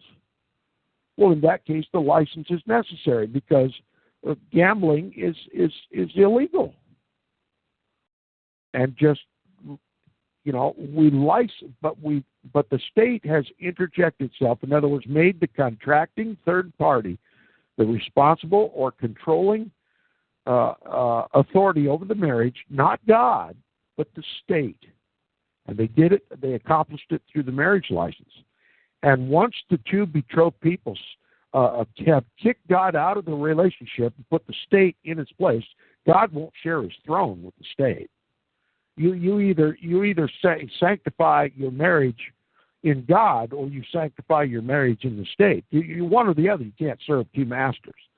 So when the licensing parties purchase these licenses and sign their names to them and make the state the ward of the marriage, God simply leaves.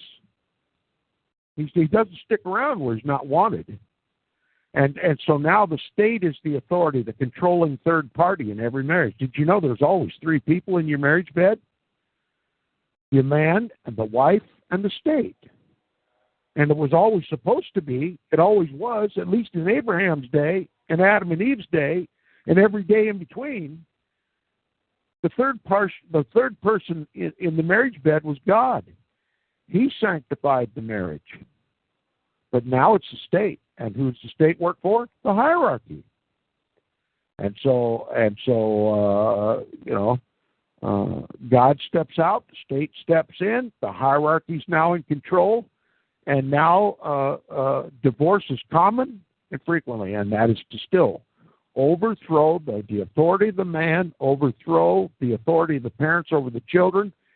And what we see here in all 5 points is to destroy the authority of the man, to destroy the man's relationship with God, to take the Bible out of his hands, to take the Bible away from him so that he can't even raise up a child in the nurture and admonition of the Lord.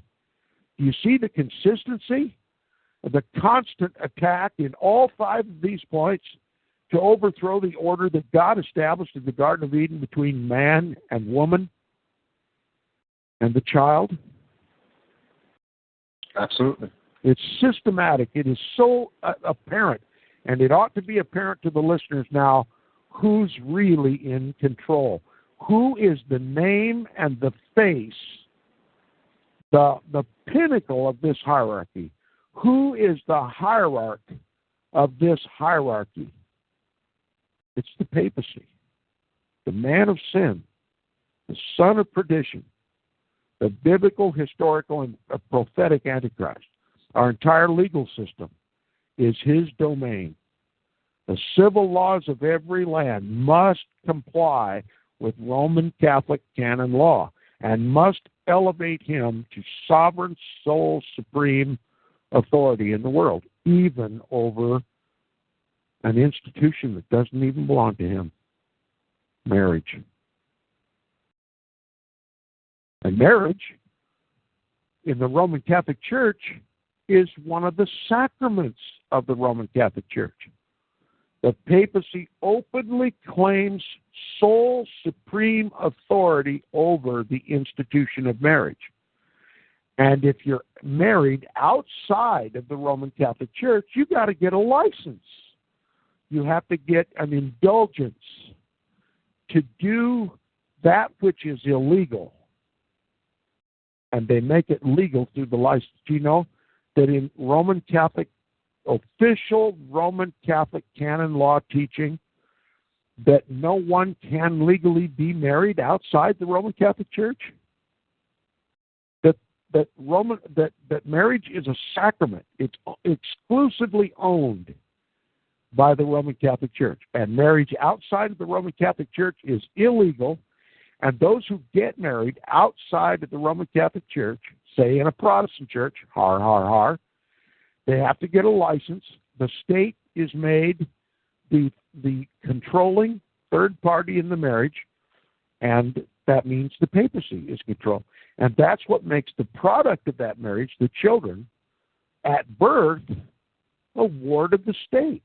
Absolutely. And of course, that's reinforced by the birth certificate. I just wanted to say that's why you have the birth certificate. Yeah, absolutely. Yes. When did Abraham, Isaac, or Jacob, or any of the patriarchs, when did any of God's people ever request a marriage license from the state? And yet we live in this world where if someone suggested that you get married without a birth certificate, why, you're not a Christian. If someone suggests that you have a baby without a birth certificate, well, you're not a Christian. And yet the whole economy of God indicates that none of that is necessary. Neither a marriage license nor a birth certificate. And that's the way that they have sucked God's people into being abject slaves, that the family has become an abject slave to the hierarchy, whose head is in Rome, and whose head is it's Satan, ultimately. It's anti-God.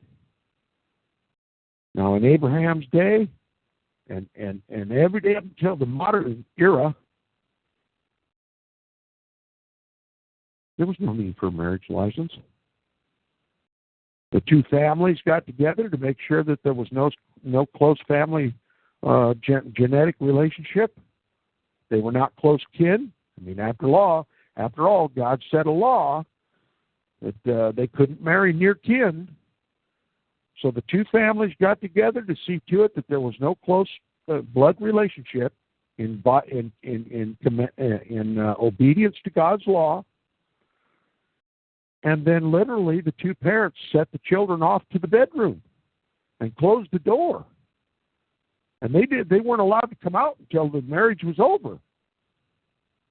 The marriage took place in private. And God was in the midst. They were bound by a blood covenant.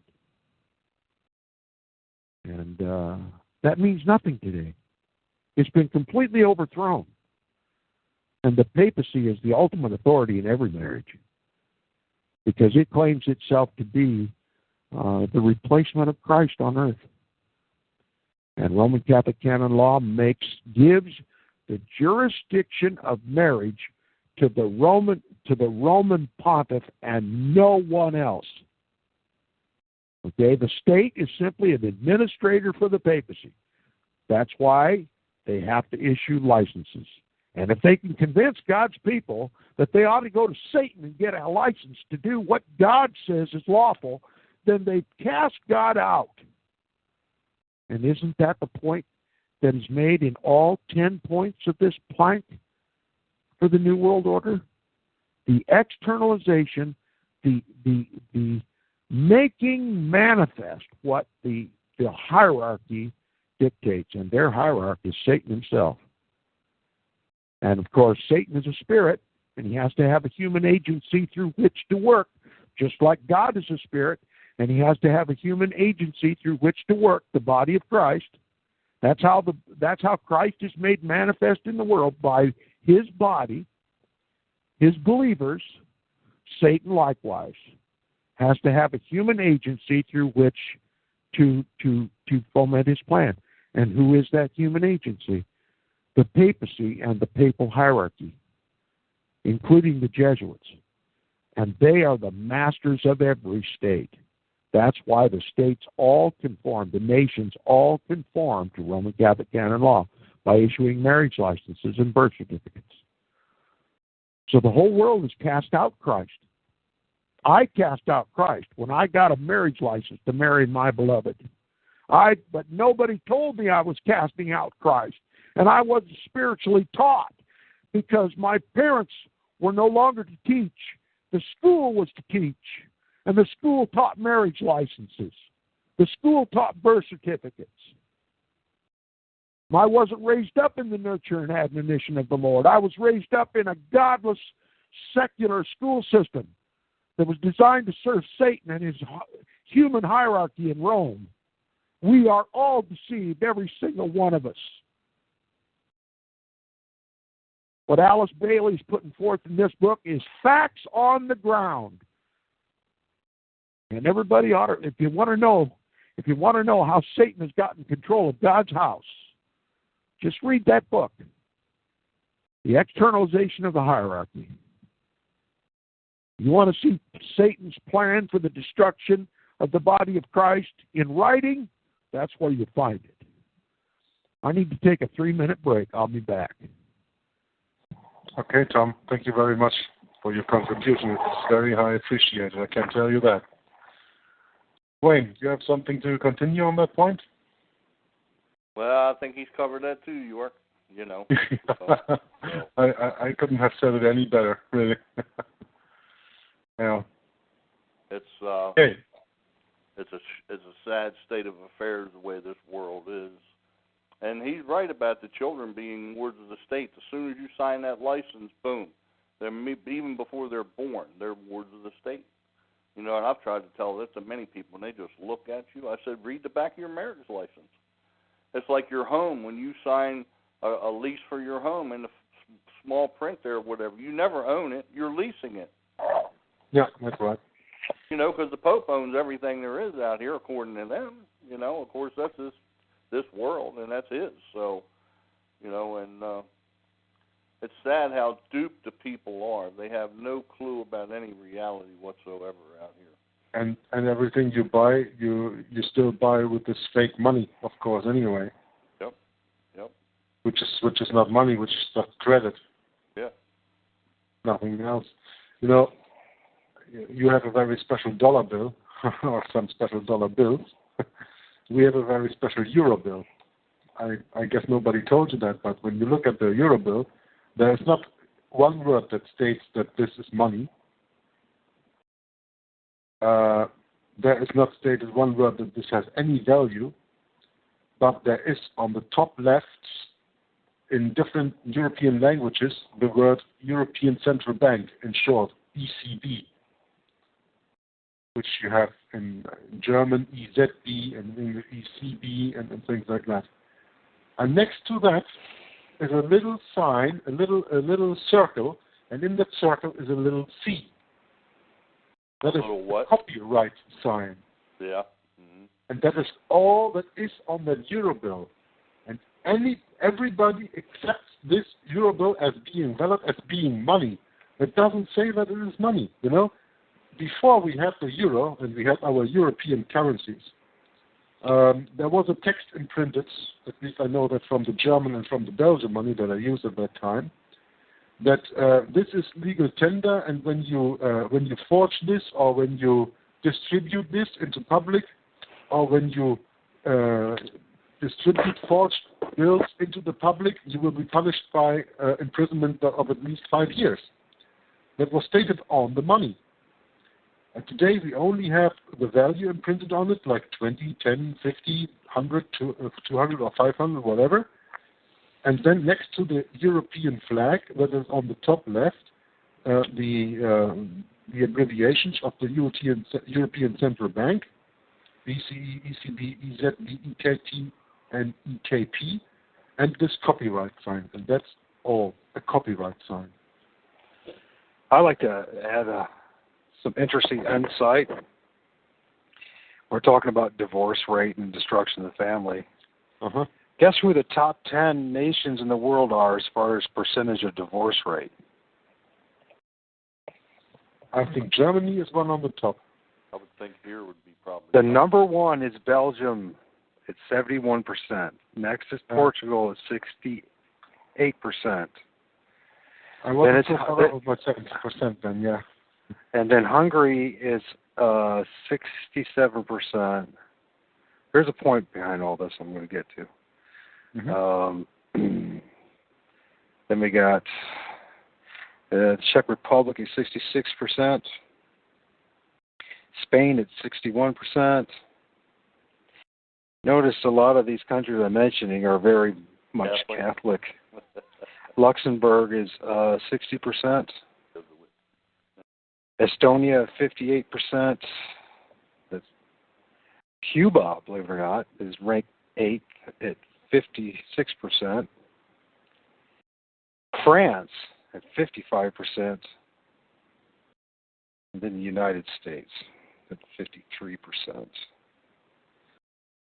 So my point being in all this, and bringing that up, is the fact that you'll find an interesting statistics worldwide where, although in Latin America it's a little different, but a lot of the quote-unquote Western world run by Rome, controlled by Rome, you have a very high divorce rate, also a decreased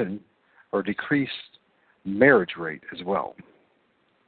So I'm sure you've recognized it in your own country, Jorg. I recognize everything that you just said. For here in Belgium, absolutely 100%. But it's not just, I'm not knocking Belgium, it's just because Belgium is like the heart, it's like part of like the heart of Western Europe. It's just a reflection of what all Western Europe is. In England is very high. It's in that, and I'm surprised they didn't have that England in that 10% or 10 highest countries, because when I was there, and that was some years ago, it was 60%. Well, first of all, 60% of all couples were not getting married, and that's what's happening in this country too. It's just a reflection of what I see is what the Roman Empire is all about. Period. Yeah. And in particular, when you look at the Northern Hemisphere portion of the Roman Empire, huge amount of a divorce rate. Saying that too, though, you can look at some of the other countries and other statistics, and you got Russia. It says marriage and divorce rates per 1,000 population. If you look at the number of people getting married and the number of people getting divorced, there's been a huge reduction in both of those based on the fact of how few people are actually getting married.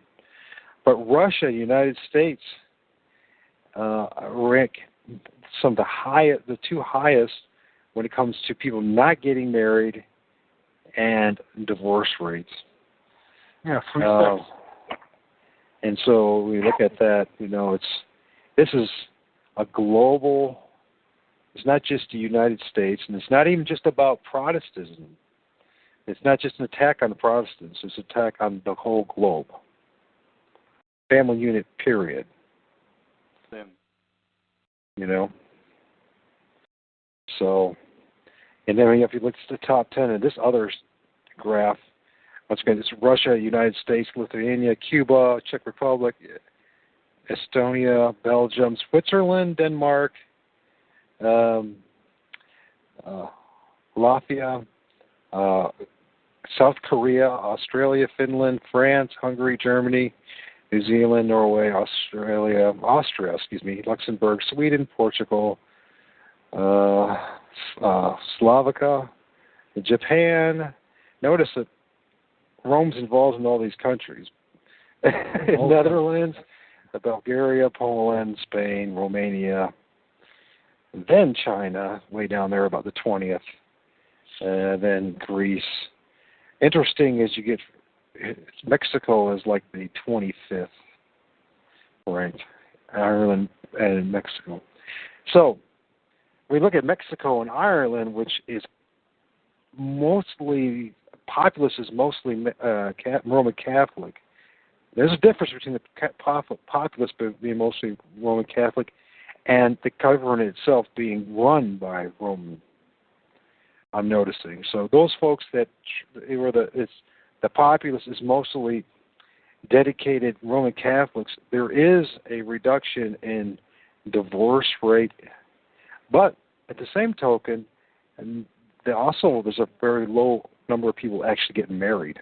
Where's Italy standing in that list? What's that? Where's Italy in that list? Well, Italy, it has a very low. It's way down there. It's got like a. Let's see. Malta has like a 0.8%. Let's see if we can find a different list with Italy. I did see one where Italy was very low.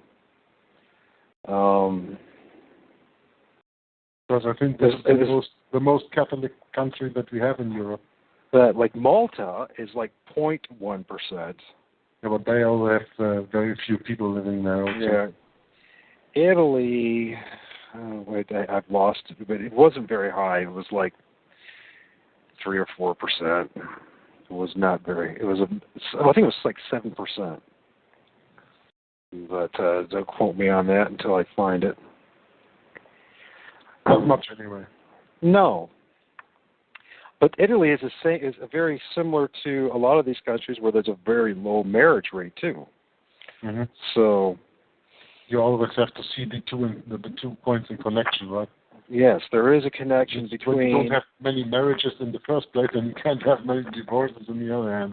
Well, in other words, just I hate to say it's a condemnation on me and my own, but I have a son that I had out of wedlock, and there's a lot of kids in the United States and throughout the Western Hemisphere, or I call it the Roman Empire, that are being born out of wedlock. People are just not bothering to even get married.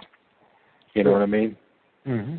So, and it's just stats. It does support your argument. It supports what you're talking about as far as that article, and how they're destroying the family, and how That's the point about the free sex, And even then, when you don't get an abortion, okay, then you get the child, okay, but you don't marry, you don't divorce, you just live together, or even that not, and you just go on with your life, and you have children and you put into this world with a birth certificate, of course. Yeah. And but you have no family anymore. That's with this freedom of the sex they're giving the people, and say, okay, you don't need the family anymore. Yeah, and if you got any problems, the state is going to take care of it.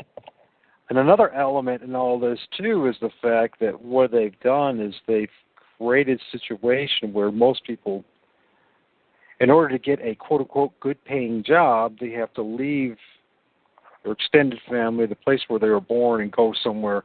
Like in the United States, I know so many people, the majority of people that I even grew up with, do not even live in the town, the region, or the state that we were raised in. And a lot of them live on the other side of the country and vice versa. And that's another way that Rome has destroyed the family. And I see that not only happening in the United States, but I see a lot of foreigners. They're bringing a lot of foreigners, doctors, and those sorts of folks from, whether it might be Pakistan or India or whatever. They're bringing them over here.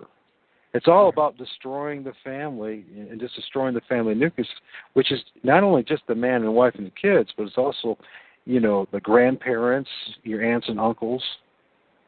And these are all important part of the family. And, I don't know my aunts and uncles. I'm not close with my siblings.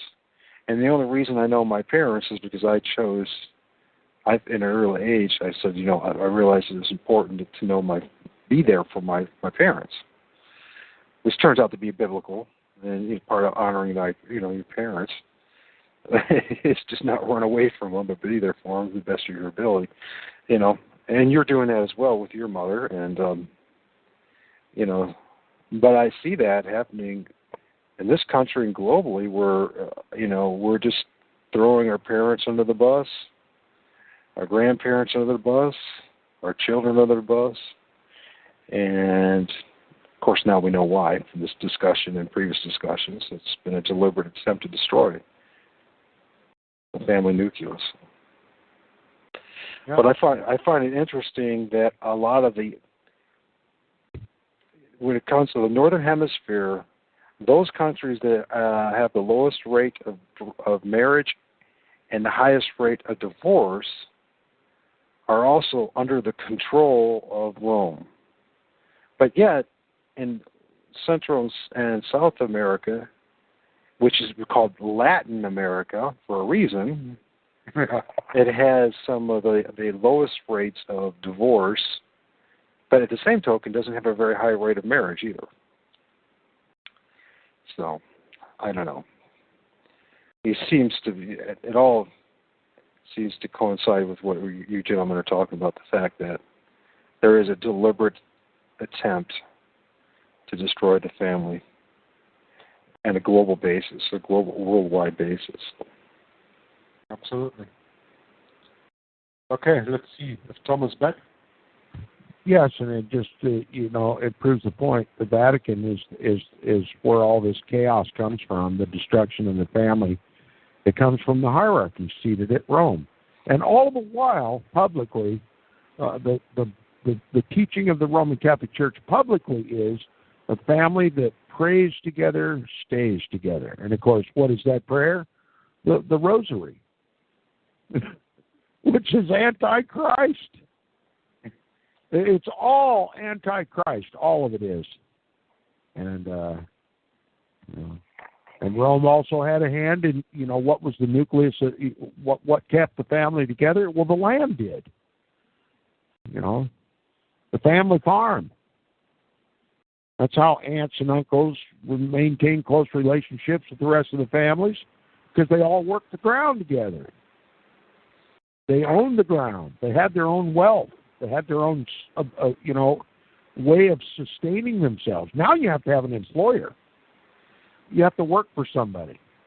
Why? Because they took the land out of the hands of the people and gave it to the state. And now it's in the hands of big corporations. And so now we have to move from place to place to place wherever we can find a job.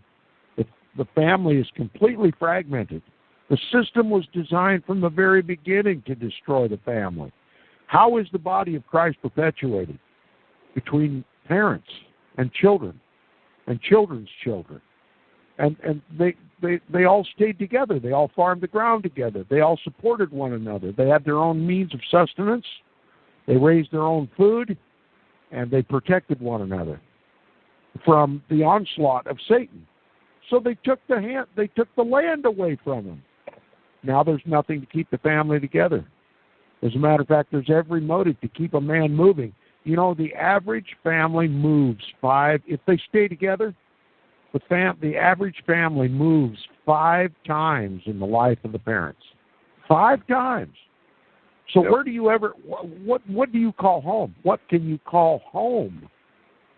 You see, they keep them alienated, keep them on the run, keep them from setting down roots, setting down their support structures, setting down their defense structures, setting down the Bible and grounding and rooting the family in the Bible. It's all an attack on the Bible. This is the Counter-Reformation. This is the Jesuit-led Counter-Reformation, and it's being exposed by Alice Bailey. The externalization of the hierarchy. They're telling us flat out what they're doing to us. And it's up to us to decide who is the ultimate target of everything they say. Who is the ultimate target?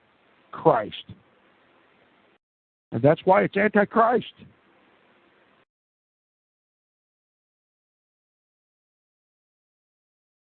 Can't argue with that.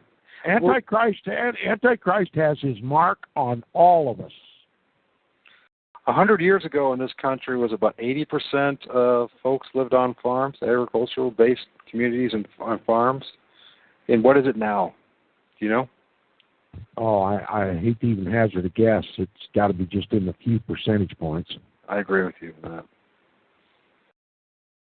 And, of course, even that land, if it's privately owned, if it's truly privately owned, it's taxed to oblivion. And listen, that simply tells us that, if the government, if the state, if the hierarchy has the ability to tax, it has the ability to remove the land from the possession of the people. If they can tax the land, then God no longer owns it; the state does. And that's been the design of the entire Gentile history.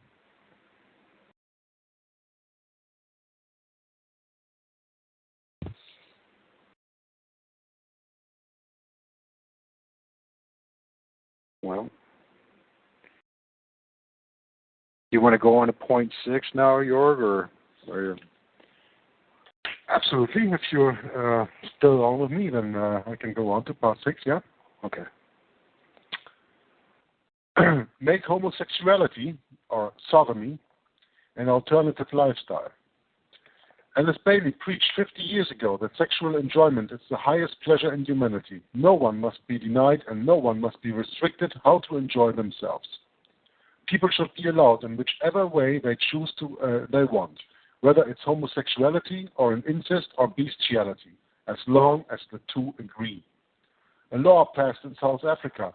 Parliament has passed it on 26th of January in 2000, and the President gave it a signature on the 4th of February 2000, giving so much freedom to gay rights that a time will come when it is illegal for a preacher to mention homosexuality as an abomination in the eyes of God, or to read scriptures publicly that talk about homosexuality.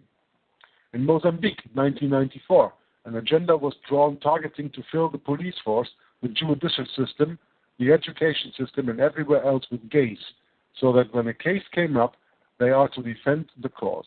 Today, the church is expected to marry gays and lesbians. According to the Bible, this is an abomination before the eyes of God. Leviticus chapter 18, verse 22, chapter 20, verse 13. Of course, I'd like to refer to homosexuality more as sodomy, because that is the actual biblical term that is used for it, and that is the actual term that, today for most people is, of course, offending when you use sodomy. But, I like to speak the truth, and I like to say the words as they are. And homosexuality is sodomy. So why not address it the way that it is? And I'd like to just say one thing, York, just for your listeners. Please get an encyclopedia and look the word gay up. Please look the word gay up. I don't have it in front of me, but I assure you it doesn't mean homosexual. As far as I'm informed, the word gay was something beautiful, like an opening flower or something like that. Yeah, it was joyous. Yeah, so something joyous, something positive. Yep. Absolutely, but they turned that around, of course. War is peace, huh? I'd make another point. I have looked up the word sodomy in many dictionaries, and especially online Bible dictionaries. And guess what? Sodomy isn't even listed in those dictionaries. I just wanted to say, it's not to be found. Yeah, and in some places, sodomy is listed, but it's not defined. So if you go to a dictionary and look up the word sodomy, you're likely to find the word not even listed. And even if it's listed, it's not defined. So they want to erase from the world the definition of sodomy, and they want to erase from the mind of the world that God has already judged it and destroyed the sodomites of Sodom and left it for an everlasting testimony to those who engage in such things. And what is never mentioned about sodomy is the link between idolatry. And I've already given that lesson. So what is the ultimate goal in making sodomy legal? Idolatry is legal. They go hand in hand. And what do we find in the Roman Catholic Church? What do we find among the priesthood of the Roman Catholic Church? Idolatry. The churches are full of images and idols. They venerate images and idols. They pray to images and idols. And their priests are sodomites. I rest my case. Destruction of the family, upsetting of the natural use of the woman for abject perversion. But what is the target of all this? God and his law. The negation of God, the overthrowing of his law. And Satan has, in this our day, exalted himself above the stars of God. He now sits on the mount of the congregation. He now is like the Most High. Why? Because God's people obey him.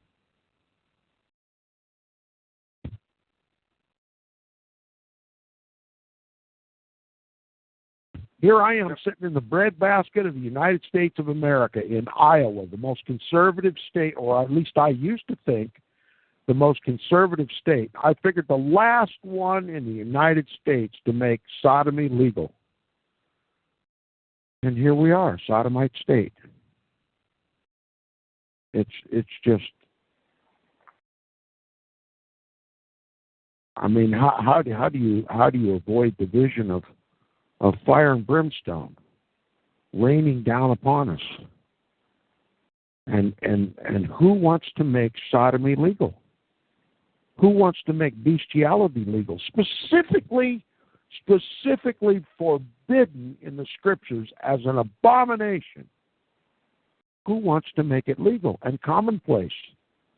The hierarchy whose head sits in Rome and who has become a plague all over the world with this pedophile and sodomite sex scandal that is seemingly helpless to do anything about it. Why? Because she won't do anything about her idolatry.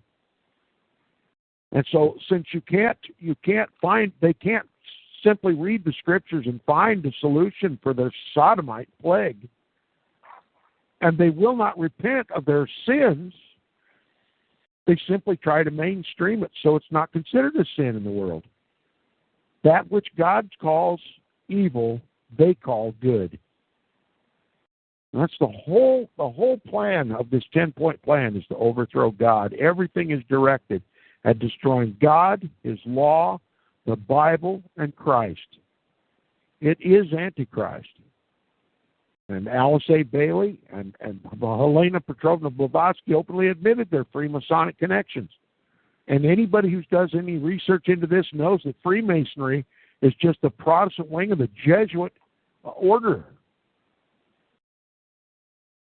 It's just incredible what's taking place. But talking about bestiality, having sex with animals, that is legal in Denmark.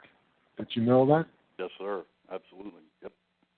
And there is even tourist business from the northern part of Germany to go over the border to Denmark to practice bestiality.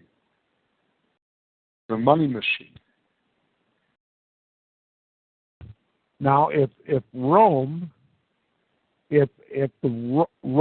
would do what she has always done and raise up a crusade against a quote-unquote heretic nation, why hasn't the Pope, if the papacy is opposed to bestiality and sodomy, why hasn't Rome done what it always does and raise a crusade against this heretic nation?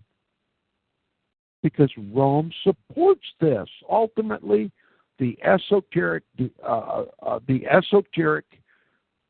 belief and teaching of the Roman Catholic Church is sodomy, bestiality, the overthrow of the rightful throne of God in the world and his law and his people.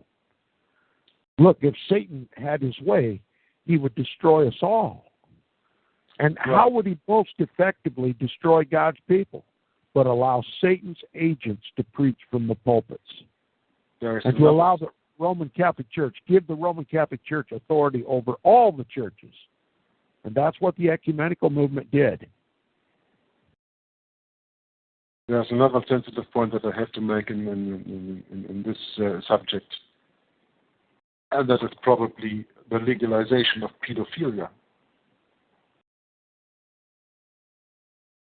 Because when you look at what is happening right now, and I sent Michael yesterday or today a video on the United States of America, in relation to the organization that is called Common Core, of the early sexualization of children. And this is something, a big agenda that is going on here in Europe for the moment, in Germany, Switzerland, and Austria, where children, even in the kindergarten, are told to undress and touch each other everywhere in the body, even at the genital parts, and to discover each other. 4-year-old, 5-year-old children in kindergarten.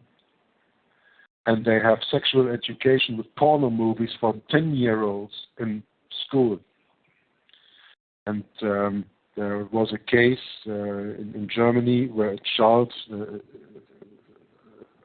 I think it was a girl from 9 or 10 years old, couldn't stand this early sexualization lesson in school, and she went out of the classroom.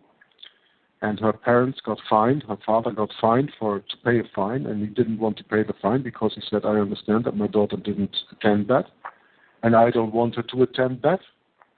And he has been sent to prison for that. So because are they or are they not implementing all these planks of Alice Bailey's externalization of the hierarchy? Facts on the ground.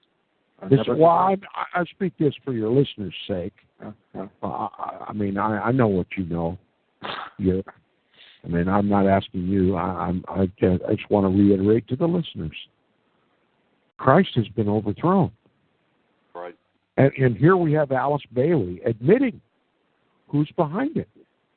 And all you have to do is research her background to find out who she ultimately represents. The most powerful institution in the world. The richest, most powerful, most influential, most diabolical institution in the world, the papacy.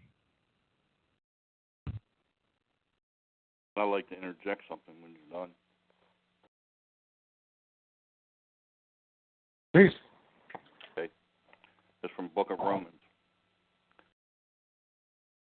I'm not going to read all of it, but I'll read one thing.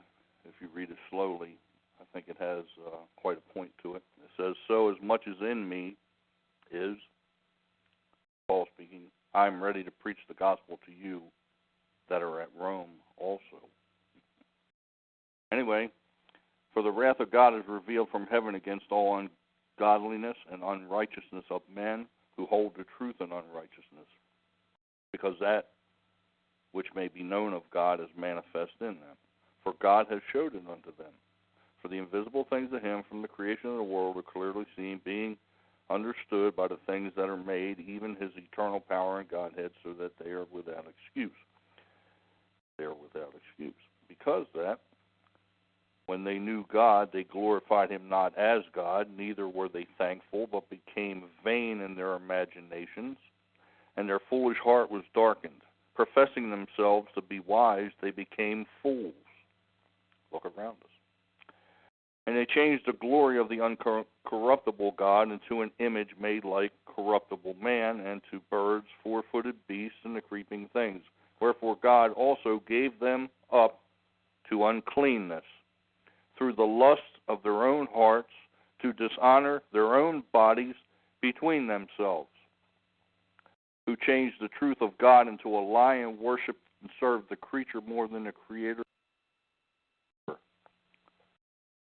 And for this cause God gave them up unto vile affections, for even their women did change the natural use unto that which is against nature.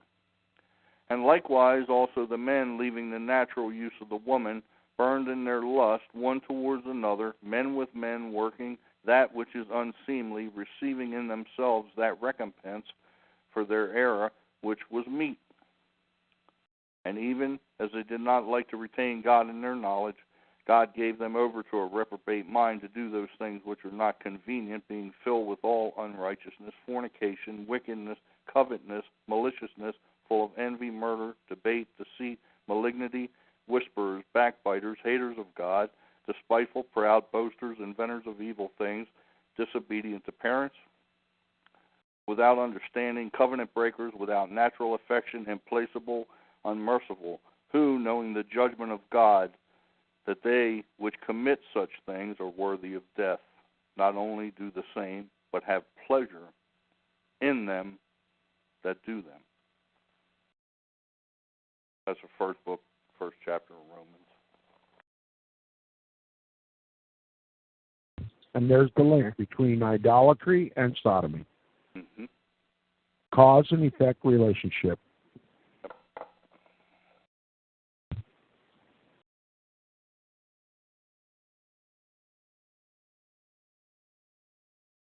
That's right. I'm going to go on to point 7. Or is there still something you wanted to say about this subject? No, I think we fairly well covered it. And for the listeners' sake, I guess we're going on 2 hours and 43 some odd minutes, and I think we ought to keep going. Okay. So point 7 is about debase art and make it run mad. Promote new forms of art which will corrupt and defile the imagination of people, because art is the language of the spirit. That which is inside you can bring out in painting, music, drama, etc. Now look at the quality of music that is coming out. Look at the films coming out of Hollywood. And not only the films, not only the movies, but think of the television series that they have and that you can stream online today, or everywhere on your computer, everywhere on your mobile device. You don't have to be anywhere. And if you missed something, you can later on download it or stream it later on. This is absolutely one of the most important points that we should not use. That is not about art alone, but that is the movies and the television series and the television and the use of the television and the use of the mass media that they do, that is debased. There is not one Hollywood movie, I think, anymore without any sex in it. And I just want to give you a little example of it, because I find that really funny when you think about that. When you think about 60 years ago, so somewhere in the 1950s, I think there was even a poster of this movie with a woman like, I don't know, Rita Hayworth or whatever, and one of the big female movie stars at that time. And she was giving a big kiss with a guy in a movie. And people sometimes even at that time went out of the cinema and said, this is an abomination, I can't take this. They are showing this kiss, this is so pornographic. And today, if people are laughing about this, about a kiss, how can that be, being debasing? But in that time, people had other moral standards. And there you see how the whole system, how this whole hierarchy really succeeded in the last 50 or 60 years to change our morals. Of course, that comes a little bit back to the gay agenda that we were just talking about, and the pedophile agenda, and the bestiality and all that stuff, but also in art, painting, music. Well, listen to the music, listen to the musicians today. And I'm not only talking about this hard rock like AC/DC and things like this. This is already long known for a time, but think of all this rap music that came up the last 15 years with stars like Eminem and I don't know, and listen to these texts, and then you will really see how Satan has infested himself in every kind of art, which is the language of the spirit, which should be nice, which should be an impression of beautiness and beautiful things, and how all this is twisted and turned around. Okay, I leave it on to... Well, I'd like to make a comment about that. Okay, we look at the Super Bowl, the halftime ceremonies has been going on for a while now, but we pay attention to the past half a dozen of them, how progressively it's become more occultic and more satanic. And guess who's going to be the feature headline artist for the Super Bowl this year? I have self-proclaimed Satanist who does not hide it. It has videos explicitly about it. Katy Perry. I just wanted to say Lady Gaga, but okay. So it's so blatantly obvious what they're doing when it comes to the arts and the media, music, is that they have progressively, in my lifetime at least, if year by year, which each new megastar, each new famous artist or musician becomes more and more open, out in the open, of their allegiance to Luciferianism or Satanism. Surely, a very good example. Yeah, a very good example. Sorry to interrupt you, but a very good example, I think, is Kesha with the song "I Wanna Die Young" and the message that is brought about by that. Yeah. I mean, it's so much in your face. It's amazing. So. That's all they talk about, singing about is death. The most brutal, gruesome manner of death there is. And these kids are doing all these things. They're going in their closets and hanging themselves and just unimaginable things. Things that we couldn't conceive of in our minds when we were children. It's just, And another point I'm going to bring up that's a little off subject but not is the growth hormones are putting in all the food that we have out here in these children. These little girls out here, man, when I was coming along, there was one girl in school who was developed. One. Seriously, one. And look at them today, 11 and 12 years old. I mean, unimaginable. Yeah, but that's also because all the hormones of the anti-conception pill in the drinking water, and all the hormones anyway, and all this medicine that is in the drinking water that has not been filtered out, right? That also has very much influence on that. I saw a documentary some days ago about the femalization, or even the Twitterization, means making two genders of fish. But there are a lot of fish right now in many places that have the two sexual organs, or the two sexual expressions, like male and female. They have female eggs and male sexual organs. Yeah, I don't doubt it, York. It's why God destroyed it the first time. I think because of the DNA tampering. So anyway. Look, I know this particular subject could go on for 3 hours, all by itself. Yeah, it's limitless. But let me get back to the root of the thing. Alice Bailey said, listen to what she said. Art is the language of the Spirit. Now, I asked my Christian brethren, what is the language of the Spirit? It's the Bible, isn't it? And that is exactly what they're trying to overthrow. Now, Alice Bailey represents the hierarchy. And where do we find the greatest art collection in the world? The Vatican. They own more art than any individual art collector in the world. The very walls of this Sistine Chapel are an artist's canvas. And what does it promote? Idolatry. Pedophilia, yeah. Idolatry, pedophilia, everything. Look at the walls of the Vatican. Art, treasures, incalculable wealth, art treasures. And what each and every one of them represent is the overthrow of the authority of God in the world and making idolatry the Christian religion. And Alice Bailey, the hierarch, says art is the language of the Spirit. And God's people know that the Bible is the language of the Spirit. It's God speaking to man in writing. It's spiritually discerned. But Alice Bailey says art is the language of the Spirit. And where do we see the biggest art collection in the world? In the Antichrist Church of Rome, the head of the hierarchy. And it's all forbidden, every bit of it. So these other things that you're talking about are just as valid for the discussion as what I've brought forward.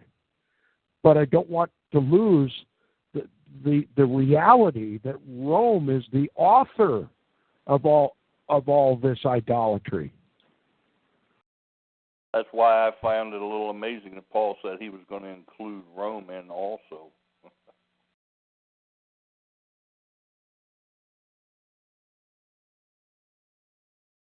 Well, when you look at the different industries that we're talking about, whether it's music or drama, Hollywood, even painting, we're talking about canvases and that kind of stuff, still life. Who's actually running all this? Who's the major shareholders in all these different large organizations, they say, in Hollywood? Who runs most of the music industry? Knights of Malta. Knights of Malta. Yep. Oh, but but it's also none of that. You got the Freemasons, Knights of Malta, all under who? The Jesuits. Well, Jesuitism by any other name is still Jesuitism, and Freemasonry and Knights of Malta are both controlled by the Superior General of the Society of Jesus, known as the Jesuits. Their hierarchy is the Jesuits, and they all are just wings of the Jesuit order. And here's another question. Which university, a Jesuit one, is claimed to have produced more actors and filmmakers and drama, professionals?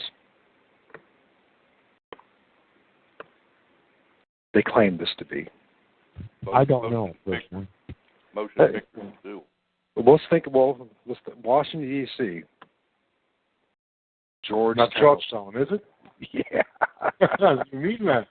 Well, and it doesn't make it's not very surprising once you understand how they've used drama, how they've used the theater, how they're the ones that have been backing all of this for how many hundreds of years?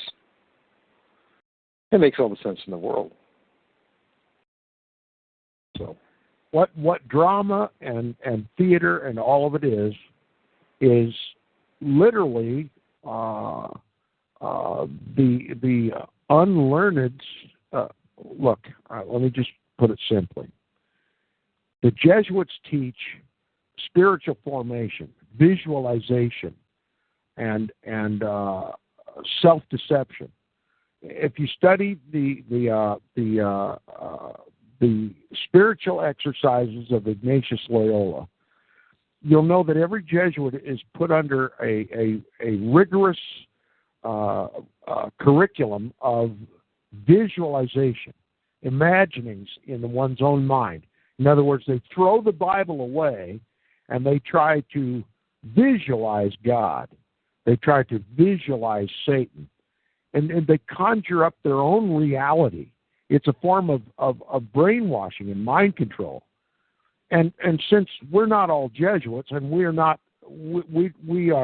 not likely to submit ourselves to Jesuit training, especially those of us who know what the Jesuits are all about, we're forced to do the same thing through entertainment.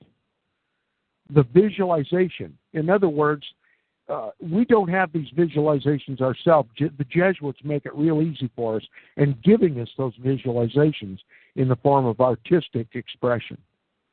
And so each and every one of us are being indoctrinated and mind controlled through these visualizations that we find on the screen. And we are being self-deceived by submitting ourselves to this indoctrination through visualization, theater, television, and art.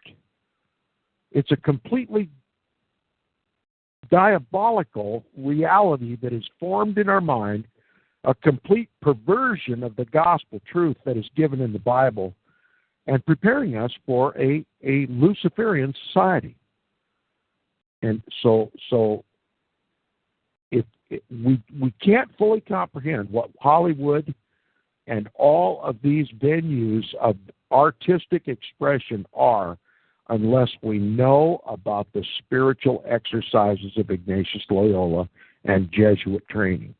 They're simply subjecting us all to Jesuit indoctrination through visualization in the arts.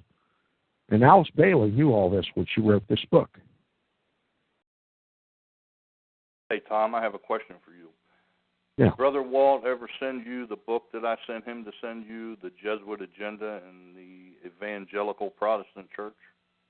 I don't think I've seen that one yet, but I'm certain that if he has forgotten it, I'll remind him. But anyway, what was your comment about it? Oh, nothing. It's, the only thing I will say, you read it, it's good. They leave out the fact that Antichrist is all the way through history to the first pope. They just mention the one coming to be set up in Jerusalem. Yeah. And I contacted the author, and never got a response, and I didn't expect to.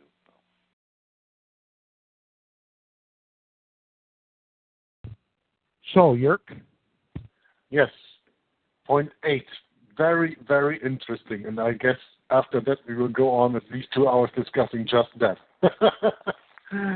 But before I read point 8, I will read a quote from our beloved Anton LaVey, which we mentioned already before, from The Devil's Notebook, page 86, because it absolutely has to do with point 8, which is called Use Media to Promote and Change Mindset. So the quote from Anton LaVey is, quote, television is the major mainstream infiltration for the new satanic religion. The TV set, or satanic family altar, has grown more elaborate since the early 50s, from tiny, fuzzy screen to huge entertainment centers, covering entire walls with several TV monitors. What started as an innocent respite from everyday life has become in itself a replacement for real life for millions, a major religion of the masses. End quote. Now I directly start reading point 8. So use media to promote and change mindset, and keep in mind what I just told you about the television, which, funny enough, he calls satanic family altar. Alice Bailey said, the greatest channel you need to use to change human attitude is media. Use the press, the radio, television, cinema.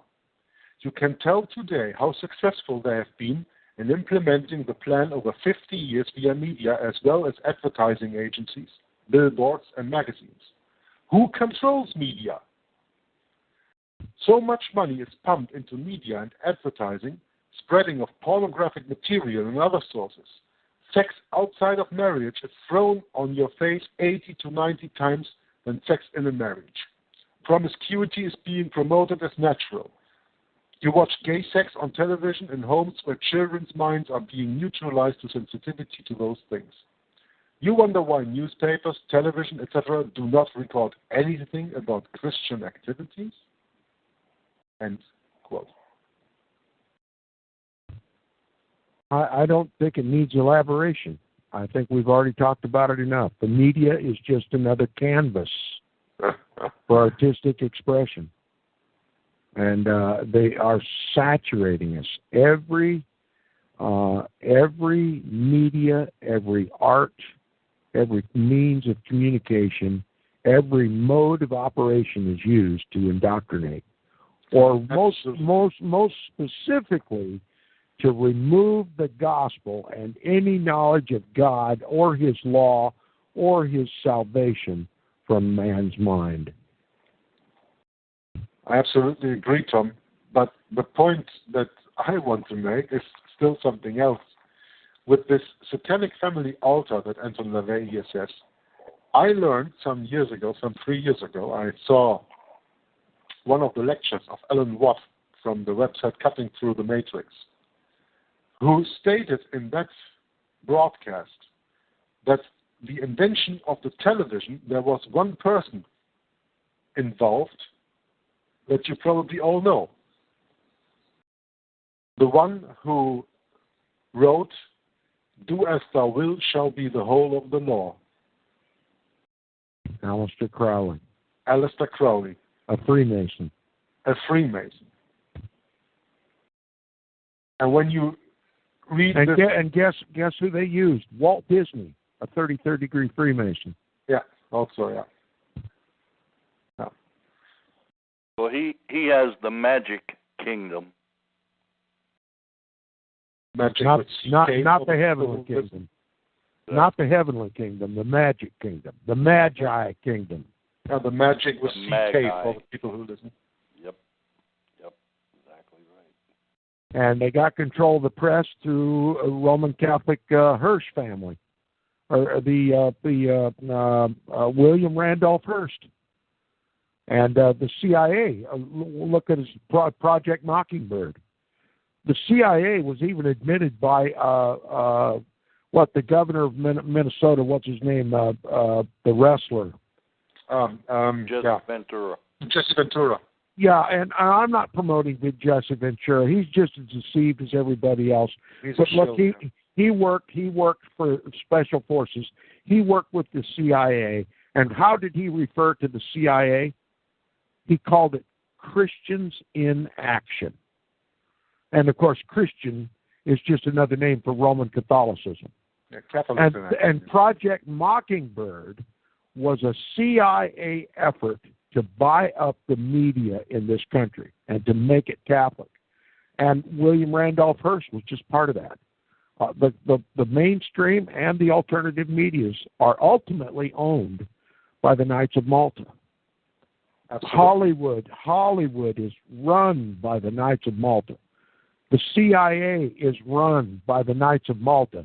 Nearly every other CIA director was a Knight of Malta. Rome controls the press. Rome controls Hollywood.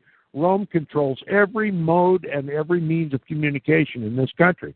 And the indoctrination is wall to wall, and it's anti-Christ in its character. While Bill Donovan founded the CIA, and he was a Knight of Malta. And another interesting connection to the Operation Mockingbird of the CIA that you mentioned is that Alex Jones from Infowars.com or Planet, I don't know all his websites, but Infowars.com is one of his websites. He is part of the CIA Operation Mockingbird. And he is the one who pushed Jesse Ventura into his show with several interviews in the time, I think some 2 years ago. I even have 2 videos from Jesse Ventura from that time uploaded, because that time, or 3 years ago, because at that time I didn't have the knowledge that I have right now. But there were videos from Jesse Ventura that I had, and they were pushed by Alex Jones.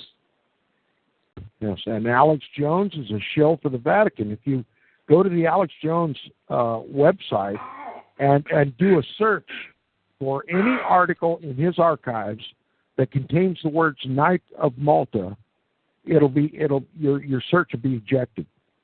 They will not allow you to search Knights of Malta in their documents. Or Jesuits, for that matter. Yes, try it yourself. I did it myself. I heard somebody make that accusation. I thought, oh, come on, that's going a little bit far. So I went directly to the website, and I did a search for Knights of Malta, and my search was kicked. Yep. Huh. Try it yourself. Ventura, he exposed the Jesuits being behind Wall Street. I saw that, and I was pretty shocked about that.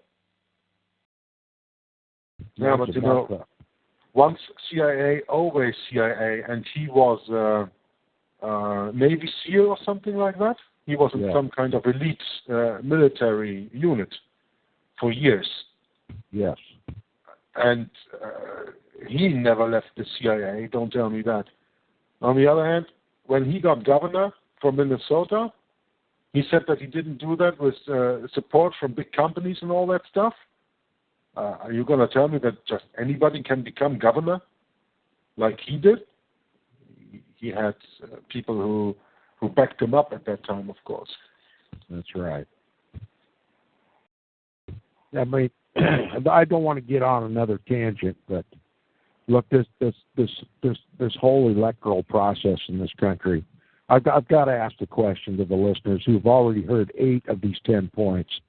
If voting had any power, they wouldn't allow us to do it. Yeah, there's a saying, if elections changed anything, they would have been forbidden. Well, I got something I'll throw to that. When I was in Maryland before I came here, Ronald Reagan was in office. A CBS News reporter went to the voting polls and went out back, and there were dumpsters lined up, one after another, where they had been dumping the ballots right into the dumpsters. And I was 18 years old, and I said, well, I'm never going to vote again. I voted the first time when I was become legal, in their eyes, whatever, just to see what it was like, Never again. I've never voted since. So. But Roman Catholics are hauled to the voting booths. Yes, they are. By their churches. Sure and are. they're told for whom to vote. And that's why Rome controls politics in this country. Rome gives the appearance that the voting booth is a useless waste of time. Protestants stay home. Catholics are bussed to the voting booths. Well, a very good example were the elections of 2004, weren't they? With George W. Bush on the Republican side, and John Kerry on the other side, and they were both members of Skull and Bones, secret society from Yale Jesuit University. Yep. And that guy who interviewed Bush about that, he's been fired after that. They killed him. Oh, they killed him. Yeah. That was Russert. Yep. Tim Russert, yeah. Tim Russert, yeah. He was a graduate of Boston College, Jesuit Boston. Yep. And he went too far, exposed too much. He went too far, yeah. Yep. That's right. Yep. George H.W. Bush was a Knight of Malta, so was George W. Bush. The hierarchy. Representing Rome. The CIA director during 9/11 was George J. Tenet, the Knight of Malta, devout Roman Catholic. But Ronald Reagan was Roman Catholic. He was Irish Roman Catholic. He came from a long line of Irish Roman Catholic families. It was a very powerful family in Ireland. Ronald Reagan was Catholic all of his life, and so was his wife. Ronald Reagan was made an honorary Knight of Malta during his administration. He was also made an honorary 33rd degree Freemason. Ronald Reagan was the most deceiving president that has ever been. But they all try to one-up one another. George J. Tenet, director of CIA during the George W. Bush administration, directly responsible for 9/11. To launch another Holy Roman crusade against the heretic Muslims. And guess what? The Pope sits on his throne in Rome and sees heretic USA, Protestant USA, fighting and dying, paying with their blood and their treasure to fight another group of heretics in the Middle East. And all of it is nothing but a strategy of the Vatican to secure the Middle East for the Pope's eventual reign of the world from Mount Moriah in Jerusalem. Absolutely. And there's another interesting point to say about Ronald Reagan. Not only was he, of course, a Hollywood actor, and we know who Hollywood controls, but also he was the president who reestablished political relationships with the Vatican. All roads lead to Rome, and it's information that is just not talked about in the Protestant churches today. They completely are oblivious to what the Protestant Reformation was and what the Jesuit-led Counter-Reformation was and is. And that's how all this takes place right before our very eyes, and nobody has a clue. Do you realize how important this program is to God's people? I mean, I hope that people are beginning to get a concept of what's being exposed here. Well, I hope so too. Our goal is not to do this for our fortune, but for the fortune of God and Jesus Christ, and not for us, but it's all for Him. And every soul that we can reach and that we can save from this satanic matrix Jesuit system, and the devil who wants every living soul in his possession, every soul that we can rescue by doing this program here is a soul won for God. And that's our goal. That's why we're here. Okay, where were we? Point 8 or 9? 9 is coming up right now. And point 9 is called Create an Interfaith Movement. There's your ecumenical movement. There's your ecumenical movement right there. The unification of all the world's religions under one single solitary religious sovereign. Yeah. And that's the Pope of Rome. It can't be anybody else. I made 2 videos on one world religion, the wound is healing. In the second part, I posted an article and read an article about this House of One that they are building in Germany, which is a place of worship for Islam, Christians, and Jews together. Yep. The House of One. And who's left out? Christ. Of course. Christ is left out, yeah. But that's a very interesting one because, the Catholics who call themselves Christians, for them that is made, and for the Muslims that is made, and of course the Vatican invented the Muslims, or the Islamic faith, let's say. And also in the same video I'm speaking about this religion that is pushed by Rick Warren that is called Chrislam, which is the merger or the fusion of Christianity and Islam. And by that, of course, we are not talking about biblical Christianity, but Roman Catholic Christianity.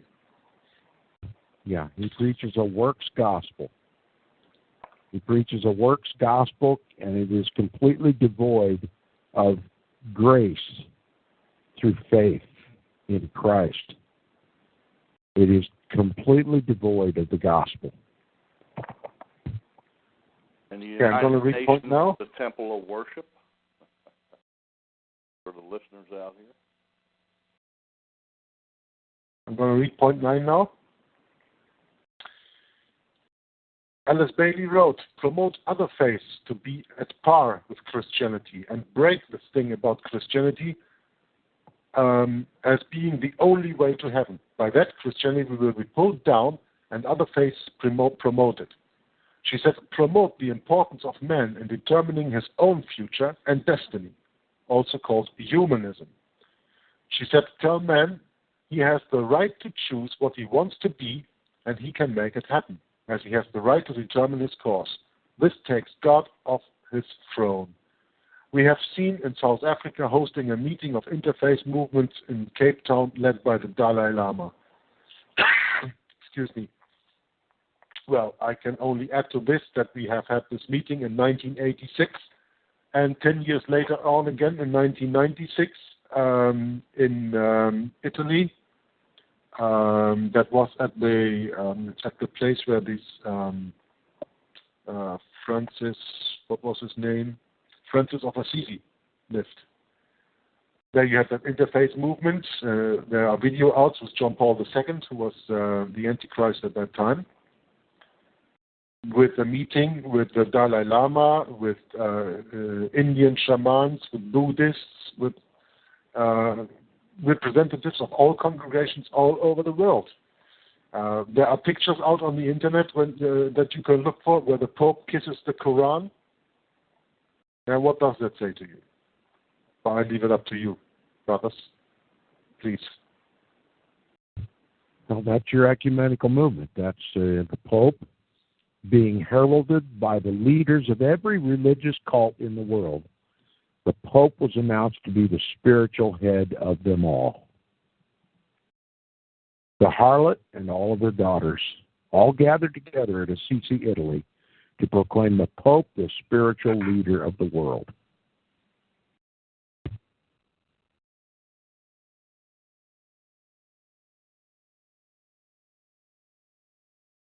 That makes him the man of sin, doesn't it? That makes him the man of sin, the son of perdition. That which, by preaching Christ opposes Christ? The abomination that desolates.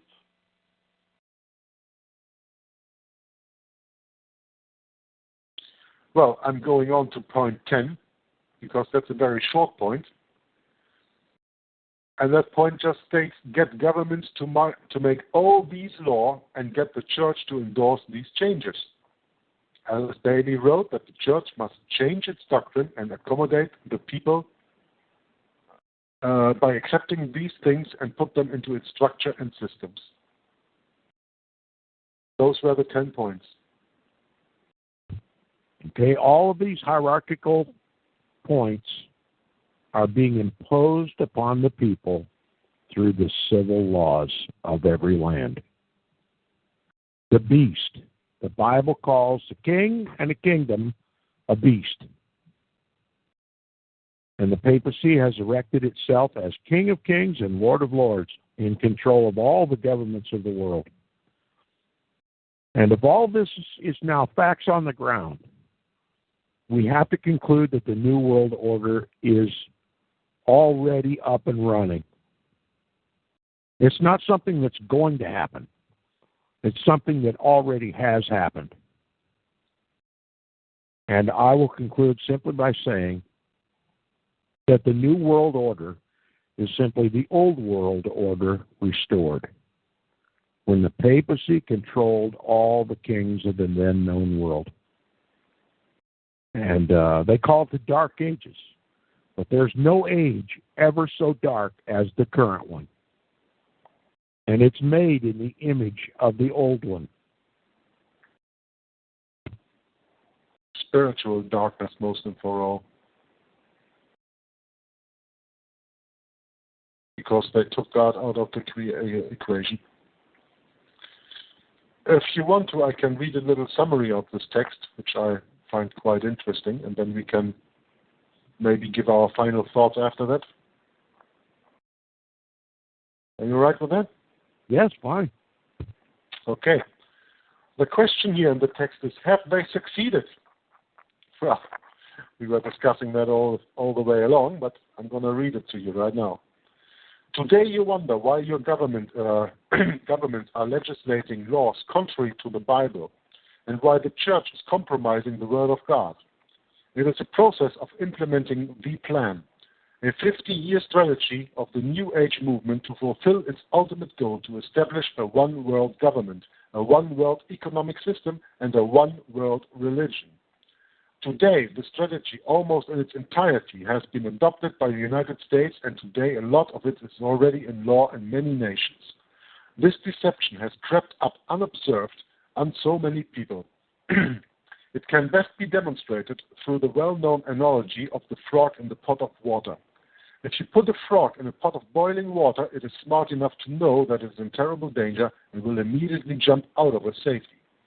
But if you turn up the heat very slow, a little at a time, it doesn't notice the changes that are taking place, and it will slowly cook to death. Many people today are slowly cooking to death and don't seem to realize how far they have come from where they once were. Today, the Western world is not struggling to resist these, because the New Age movement focused primarily on the West, because that was the Christian world in the 19th century. The New Age movement has a school called Akani School, which is a school of all the leaders of the Western world. They subscribe to it. It is recorded that they say they have succeeded in the task in the West, but suddenly they realize Christianity has migrated to the rest of the world. So they have now to use every resource of the West to deal with the rest of the world. In Africa, South Africa is the #1 state. It is changing at such a rapid speed. They are saying, give to African states a financial package with conditions to legalize abortion and take God and prayer out of school. Governments are so attracted to this package, they can't say no to it. They need the money. They ask the church to find an answer. These are done secretly. Christianity is 5%, the rest is Hinduism, Buddhism, and Spiritism. New Age is being taught to teach us. They are being taught to teach this in schools. It is interesting to note that Blavatsky, Besant, and Alice Bailey were well-known Masonic leaders of the day. Albert Pike referred to Freemasonry as the custodian or special guardian of these occult secrets and revealed the hidden agenda of his institution, the forming of a Luciferic one-world government. A final thought that we should consider. Take a good look at the world around you today and think about how things have changed since May 2010 and refer back to the opening statement of this blog and how unbeknown to so many of us we are being consumed by a most malevolent hidden virus. So this paper was from 2010. And I'm going to end with a little quote from a certain Paul Warburg, who is known to most of our listeners, I think. He was one of the founders of the Federal Reserve Bank, a German banking house from Hamburg, I think. And he stated, "We will have a world government whether you like it or not. The only question is whether that government will be achieved by conquest or consent."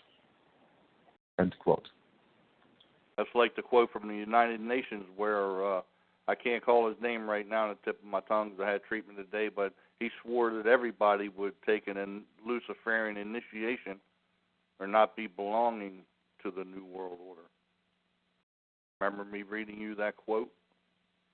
It's off of Walter Veith's presentation. Well, it doesn't ring a bell right now. I read it to Michael, read it to you. Spangler, David Spangler. You sure you read that to me? Yes, I did. Mm-hmm. Oh. I'm sorry, then. I had forgotten that. You probably could pull it. I'm not sitting at the computer, so you probably could pull it up. David Spangler. Yeah, I can look that up. So, very short quote, but I think it's pertinent to what you're finishing with here. David Spangler, right? Yes.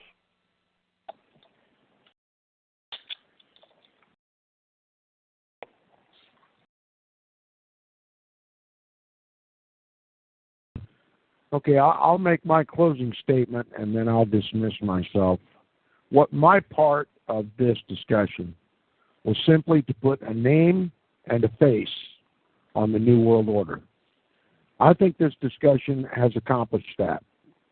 No longer can we blame the New World Order on nameless, faceless organizations such as the powers that be, or they, or them, or the elite, or the rich ruling elite, or corporations, or this or that. We've all heard them, and what they all serve to do is, since they do not put a name or a face on this New World Order that anybody can identify, it strips from us any responsibility to do anything about it. But now we have a name and a face, and therefore we have the responsibility to do something about it. Satan is the ultimate Antichrist. He is a spirit. He has to have a human agency through which to accomplish the conquest of God's rightful throne. He does it through the papacy. The Jesuit order has been assigned to be the militia of the Pope, to conquer the world for the Pope. And as asked one time, the Jesuit general was asked one time how the Jesuit order, such a meager society, could accomplish that conquest of the world. And the Jesuit general simply said, "We rely on multiplying forces, multiplying agencies. And we've named for you, we put a name and a face on all those multiplying agents. Freemasonry, Skull and Bones, virtually, I won't name them all, Knights of Malta, Knights of Columbus, and all the secret societies, even the Greek-lettered literary societies in the colleges, secret societies, oath-bound organizations that use secrecy and deception to accomplish their works, societies that recruit Protestants to help conquer the world for the Pope. We've named them. We've put a face and a name on them. Satan, the hierarchy is number 1, Satan, number 2, the papacy, number 3, the Jesuits, and all the secret societies that the Jesuits control. We've named them, and we put a face on them. Now we have a responsibility, and we dare not shirk that responsibility. Is to shirk that responsibility is to deny Christ. And I'll conclude with that. Thanks for having me, and I'll see you next time. Thank you very much, Tom, for your attention today and for your input. That was very, very valuable.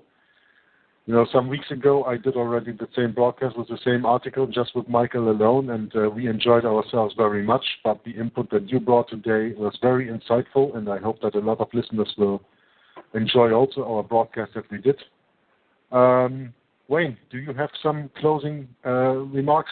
No, I was just hoping you would have looked that article up and found that little... Well, I found just David Spangler, and that's all. But I don't know if I wrote him right or whatever. He was born in 1954, something. No, Is that the quote stated that nobody would enter the New World Order without taking a Luciferian initiation.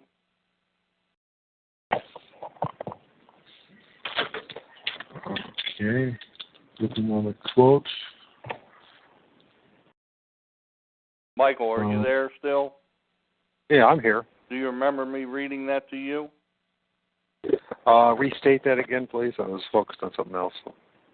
David Spangler made that statement. I got the quote here. Okay. No one will enter the New World Order unless he or she will make a pledge to worship Lucifer. No one will enter the New Age unless he will take a Luciferian initiation. David Spangler. David Spangler. Yeah, I wrote the name wrong. I wrote it with an E instead of with an A. I didn't see that. So.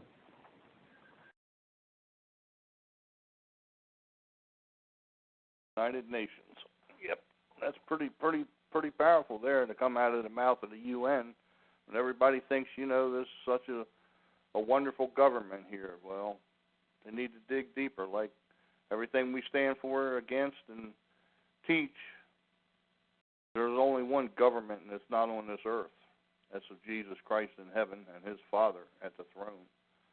And everything here is corrupt under Satan's hand, like Tom said, through the Vatican. The Jesuits' whole purpose was to set up the Counter-Reformation, to destroy the freedoms that God-given right the man to worship God as he sees fit, and not under a rule of authority under a man wearing a dress and red tennis shoes.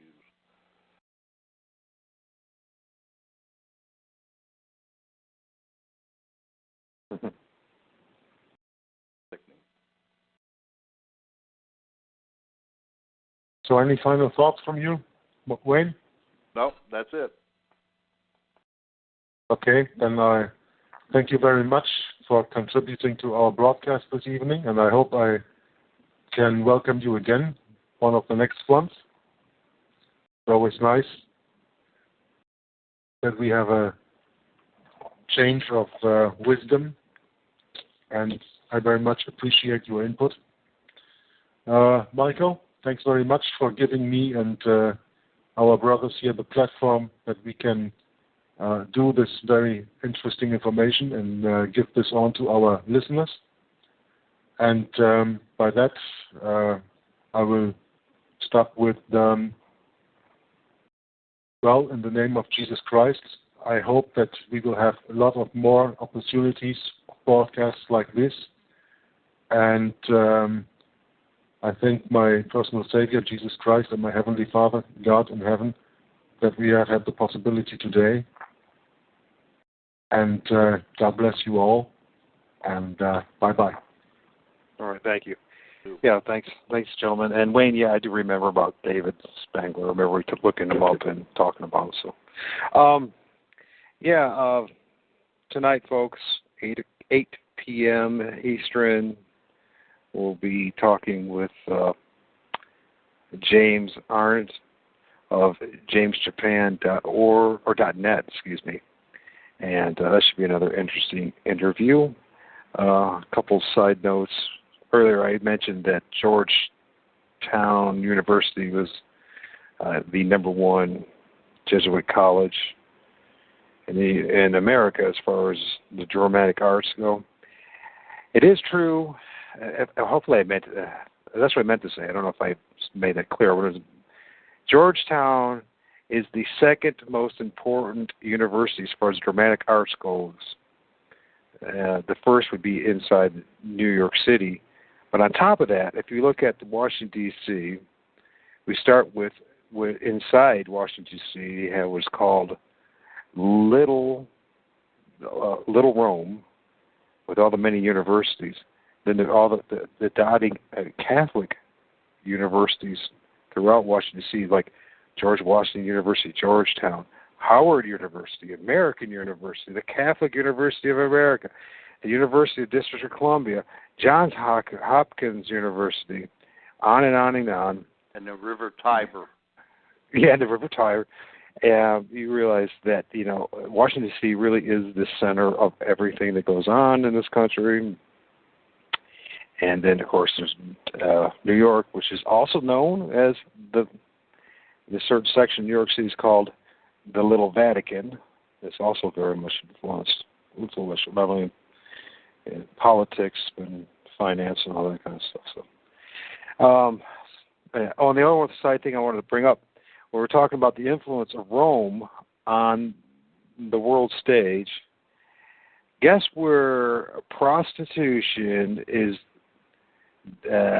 legalized or permissible the most? Which, continent or geographical regions are number one as far as prostitution and being legal and or not being prosecuted? First is South America. There's only 2 small little countries where it's illegal for prostitution. The rest are either legal or regulated. And also with South America is Central America. Then it's Western Europe. Then it's Canada, believe it or not. In the middle of all that is the United States, which it's not quite yet been legalized.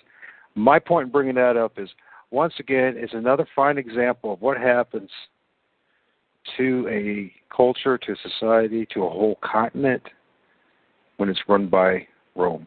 When we're talking about the number one in prostitution is Latin America.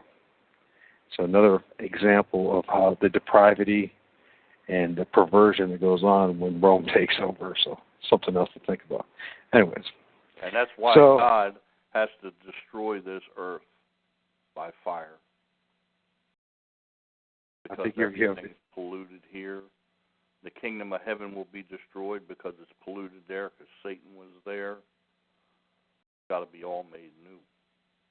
Yeah. I think you're right, my friend.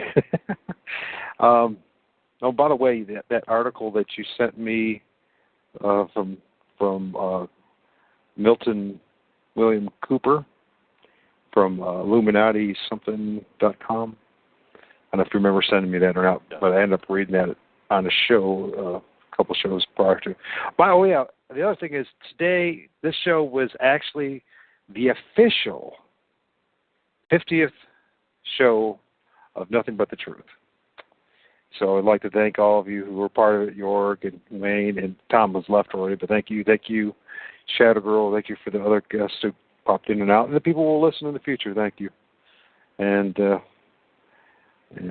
hopefully this helps somebody and helps more than just somebody, but a whole bunch of somebodies. and with that, again, I hope people will take the time to look up Project Vatican, study what's on there. Yes, and not only that, look at Project Vatican. Don't forget Wayne's website, Avenue of Light. Yorg's